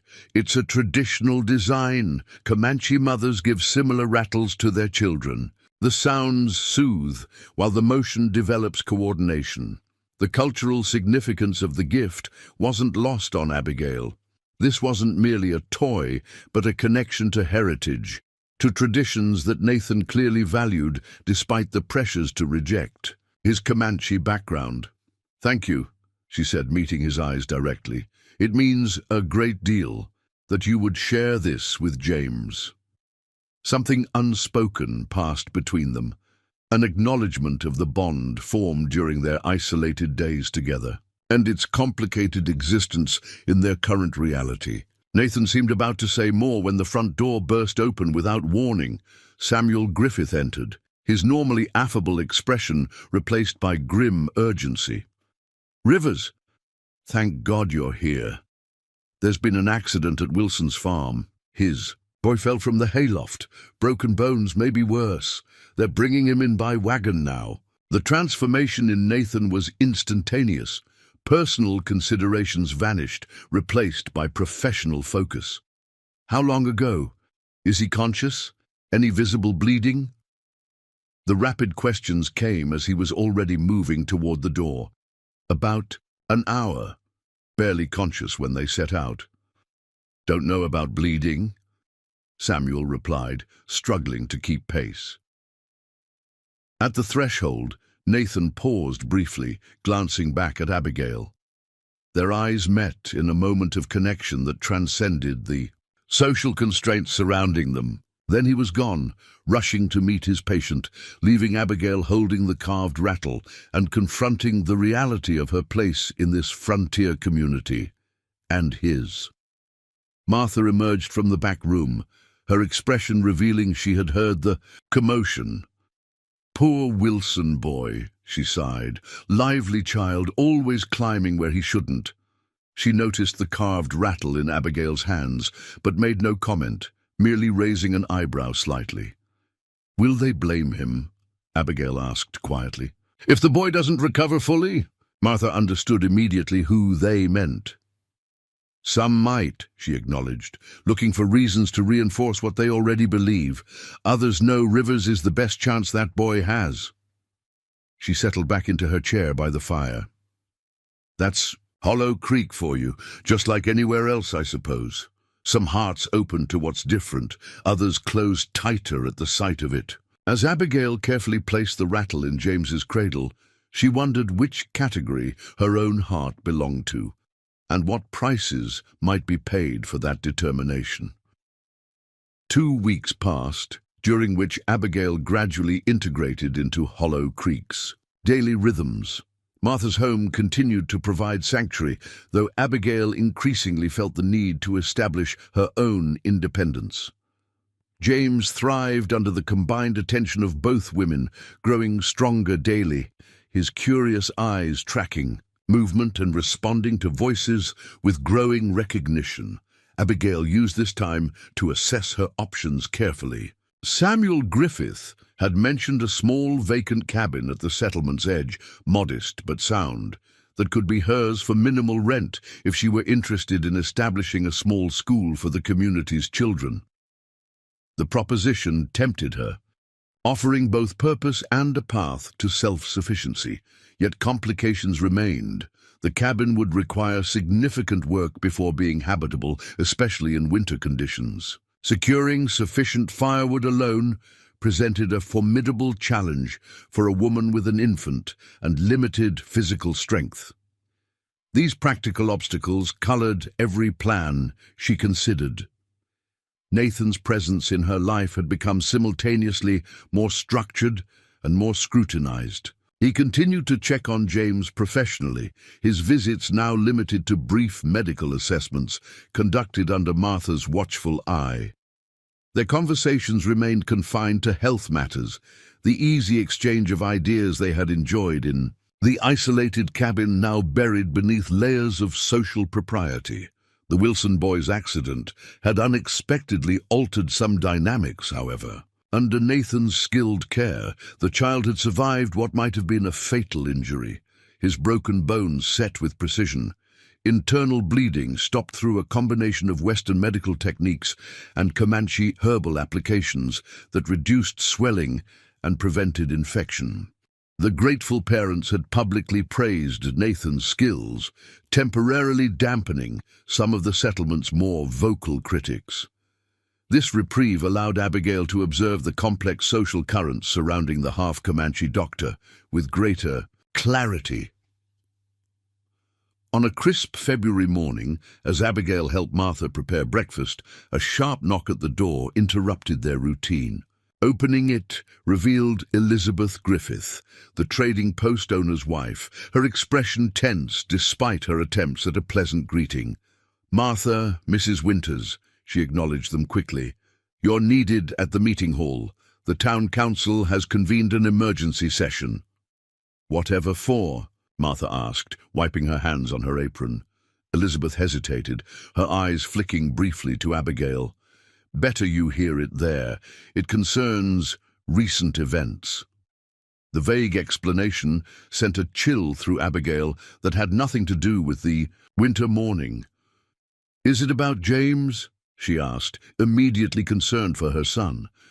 "Not directly," Elizabeth replied. "Please, just come quickly. Bring the baby. Mrs. Harlow has offered to mind him during the proceedings." The mention of the preacher's wife only increased Abigail's unease. She quickly bundled James in his warmest blankets, while Martha donned her coat and scarf. The meeting hall, a simple structure that served as church, school, and community gathering place, was nearly full when they arrived. It seemed most of Hollow Creek's adult population had assembled, their expressions ranging from curiosity to grim determination. At the front of the room, a table had been arranged where Samuel Griffith, Reverend Harlow, and 3 other men Abigail recognized. As prominent citizens sat in judgment-like formation, Nathan stood to one side, his face impassive, though tension showed in his posture. He met Abigail's questioning gaze briefly before looking away, revealing nothing.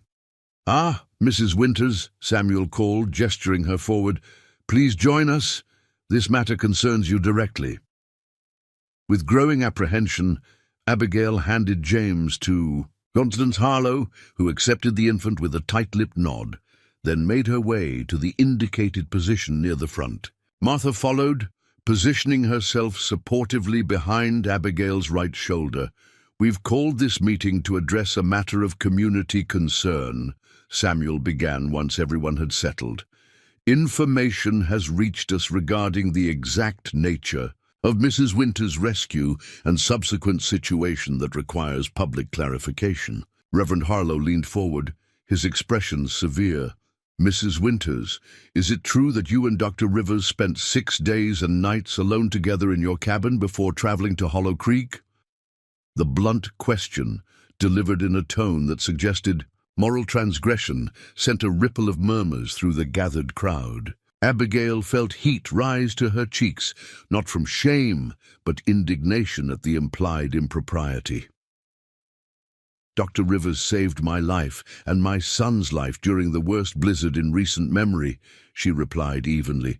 "We would have frozen to death without his intervention and medical care." "That doesn't answer the question, Mrs. Winters," Reverend Harlow pressed. "Did you, a recently widowed woman, share accommodations unchaperoned with Dr. Rivers for nearly a week?" Before Abigail could respond, Nathan stepped forward. "I treated Mrs. Winters for post-childbirth infection and hypothermia," he stated firmly. "As her physician, I was obligated to remain until her condition stabilized and travel became possible. I maintained professional conduct throughout." "No one questions your medical intervention, Rivers," one of the other council members interjected. "It's the extended cohabitation that concerns us." Abigail straightened her spine, finding her voice. "The blizzard made departure impossible. We were snowbound with drifts higher than the door. Dr. Rivers behaved with absolute propriety at all times, maintaining appropriate distance except when medical care required otherwise." Despite her clear explanation, skeptical expressions remained. On several faces, Reverend Harlow's wife, bouncing James gently in her arms, spoke up from her seat. "Even with the purest intentions, appearances matter. The reputation of our growing community cannot withstand scandal." Samuel Griffith raised his hands, calming the increasing murmurs.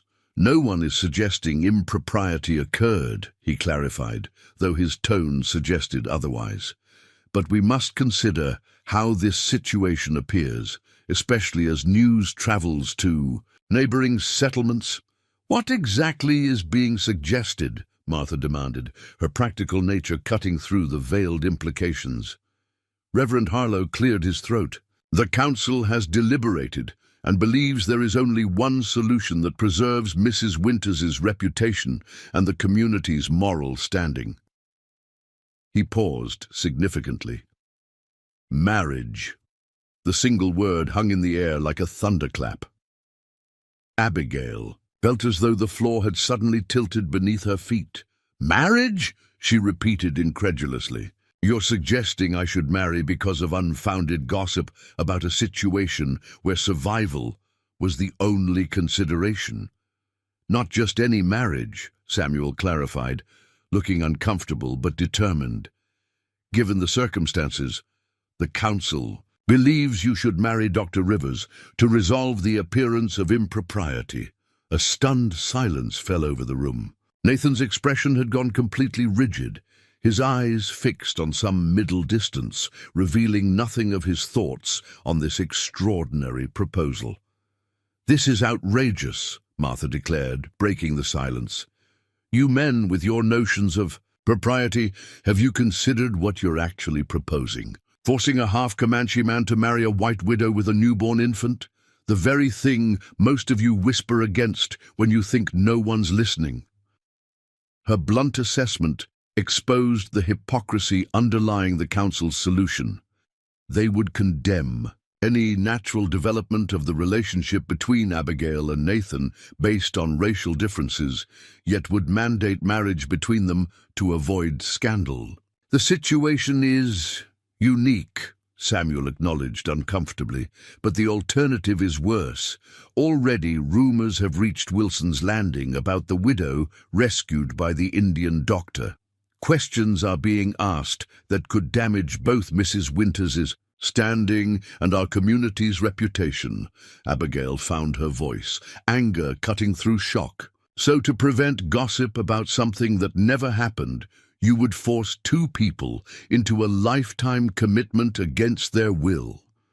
Not against their will necessarily, Reverend Harlow interjected smoothly. Perhaps Dr. Rivers would like to express his thoughts on the matter. All eyes turned to Nathan, who had remained silent through the exchange.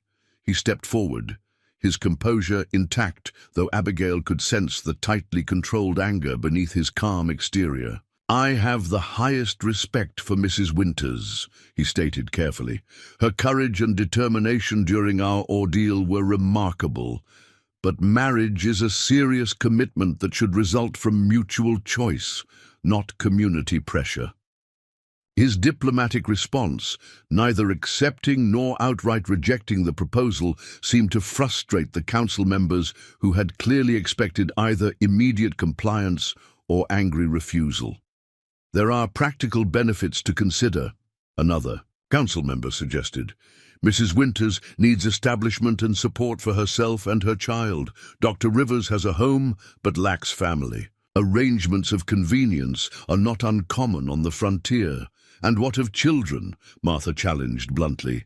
Are you suggesting Mrs. Winters should bear mixed-blood children when most of you wouldn't allow your own to play with such offspring? Or would this be a marriage in name only? Another hypocrisy to maintain appearances.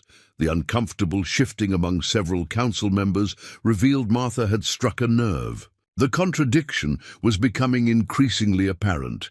They would force this marriage to maintain appearances while simultaneously expecting it to remain unconsummated, to prevent the complication of mixed-race children. Abigail felt a wave of clarity wash over her as she observed the discomfort her situation had created. These people were not malicious. Most genuinely believed they were offering a practical solution to a difficult circumstance. Yet their worldview was so constrained by convention and prejudice that they couldn't see the fundamental injustice of their proposal. May I speak with Dr. Rivers privately before any decision is made? She requested, her voice steady despite her inner turmoil. After a moment's hesitation, Samuel nodded. You may use the anteroom, but understand, Mrs. Winters, the council's recommendation stands regardless. Without marriage, your position here becomes untenable.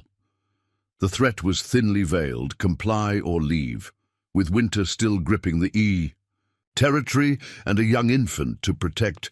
Leaving wasn't truly an option. The council knew this, using her vulnerable position as leverage.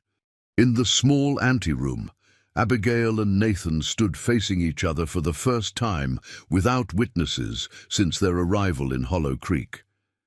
The carefully maintained distance between them suddenly seemed both necessary and absurd, given the circumstances. "I'm sorry," Nathan said quietly. "This was precisely what I feared might happen when we reached civilization." "You anticipated this?" Abigail asked, surprised. "Not exactly this scenario, but something similar. Frontier communities operate with rigid codes beneath their apparent freedom.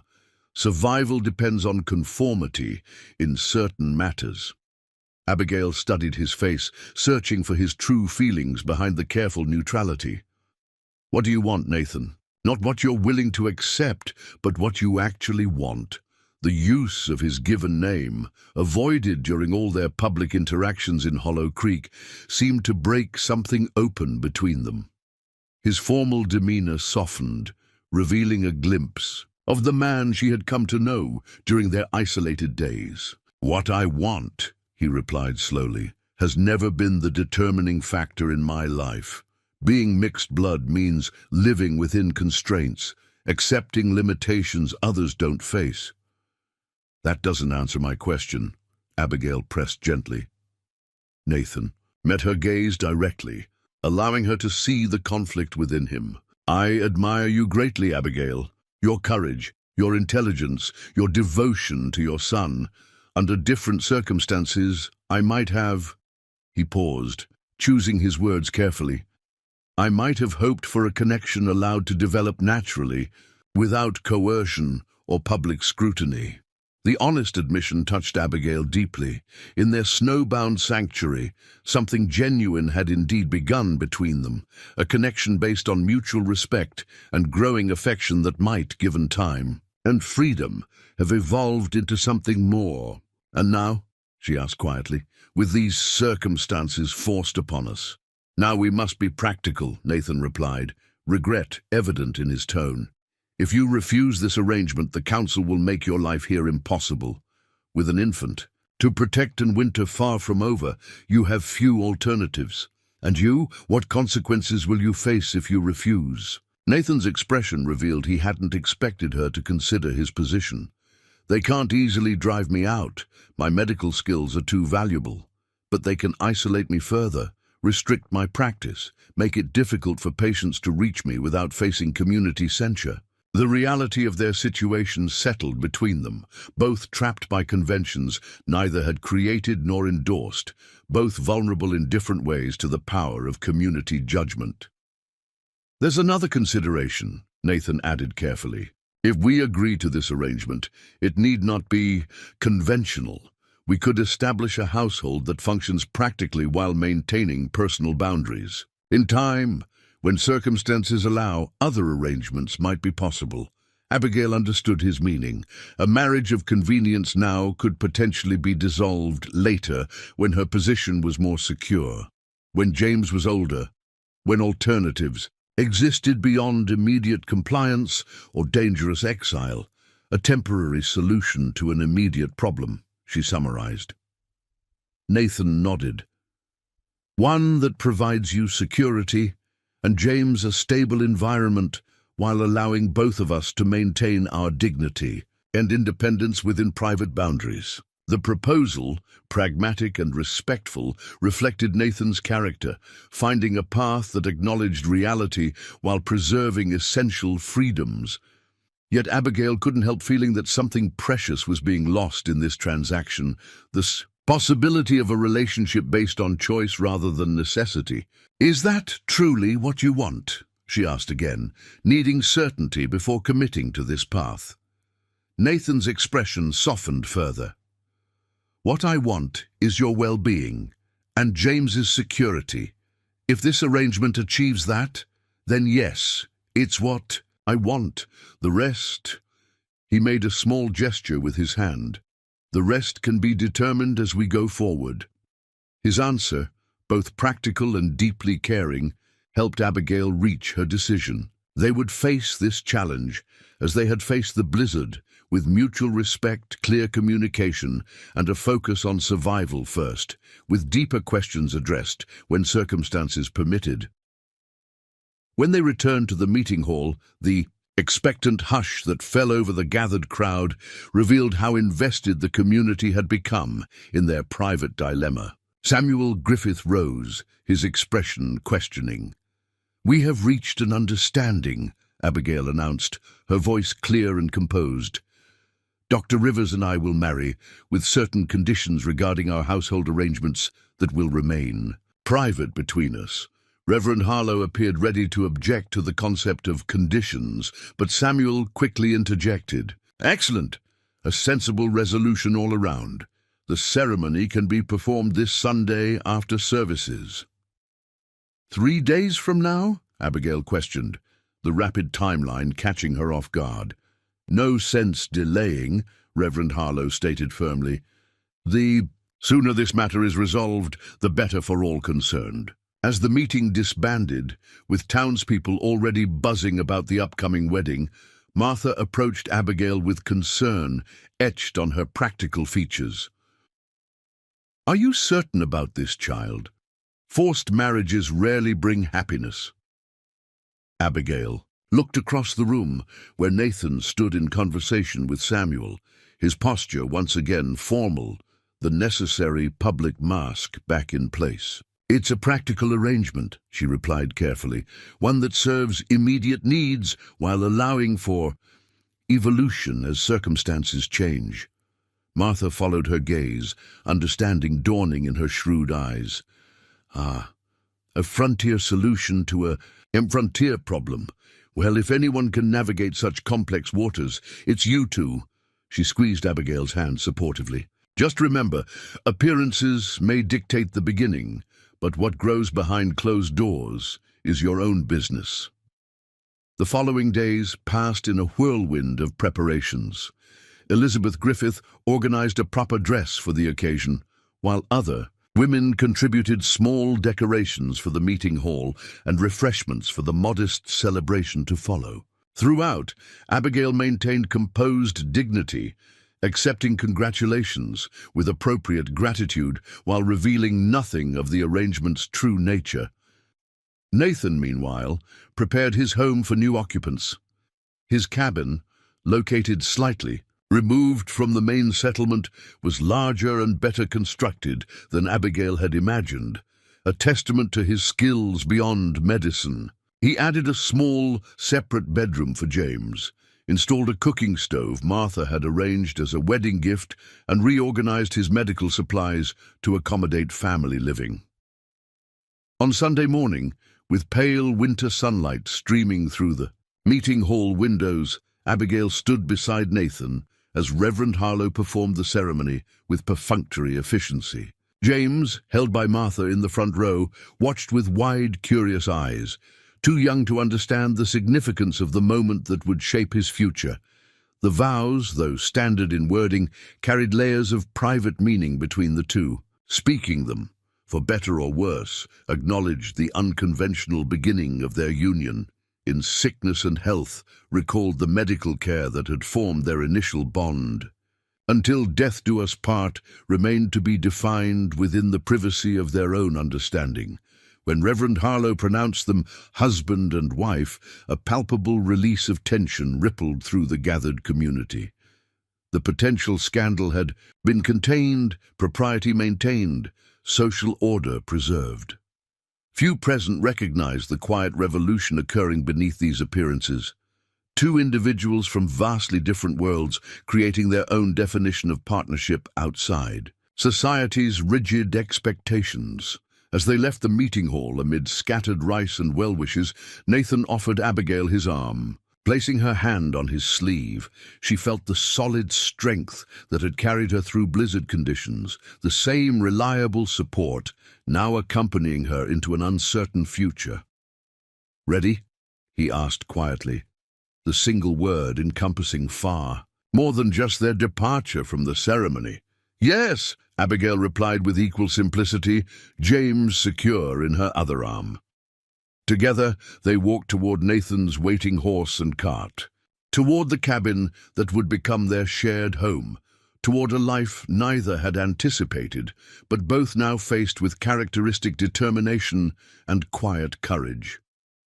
Behind them, Hollow Creek continued its frontier existence, largely unaware that, within its rigid social framework, something unprecedented had taken root, a marriage founded on mutual respect rather than convention, bridging worlds considered unbridgeable, creating its own definitions of family and belonging that would, in time, challenge the very constraints that had forced its creation.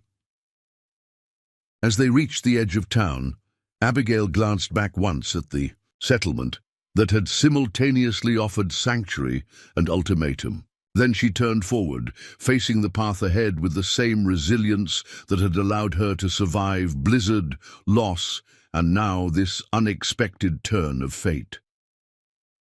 The winter sun caught the simple gold band now encircling her finger, a symbol with meanings yet to be fully defined, but offering the promise of shelter against life's storms, just as Nathan had once appeared at her cabin door when all hope seemed lost. Up next, you've got two more standout stories right on your screen. If this one hits the mark, you won't want to pass these up. Just click and check them out, and don't forget to subscribe and turn on the notification bell so you don't miss any upload from us.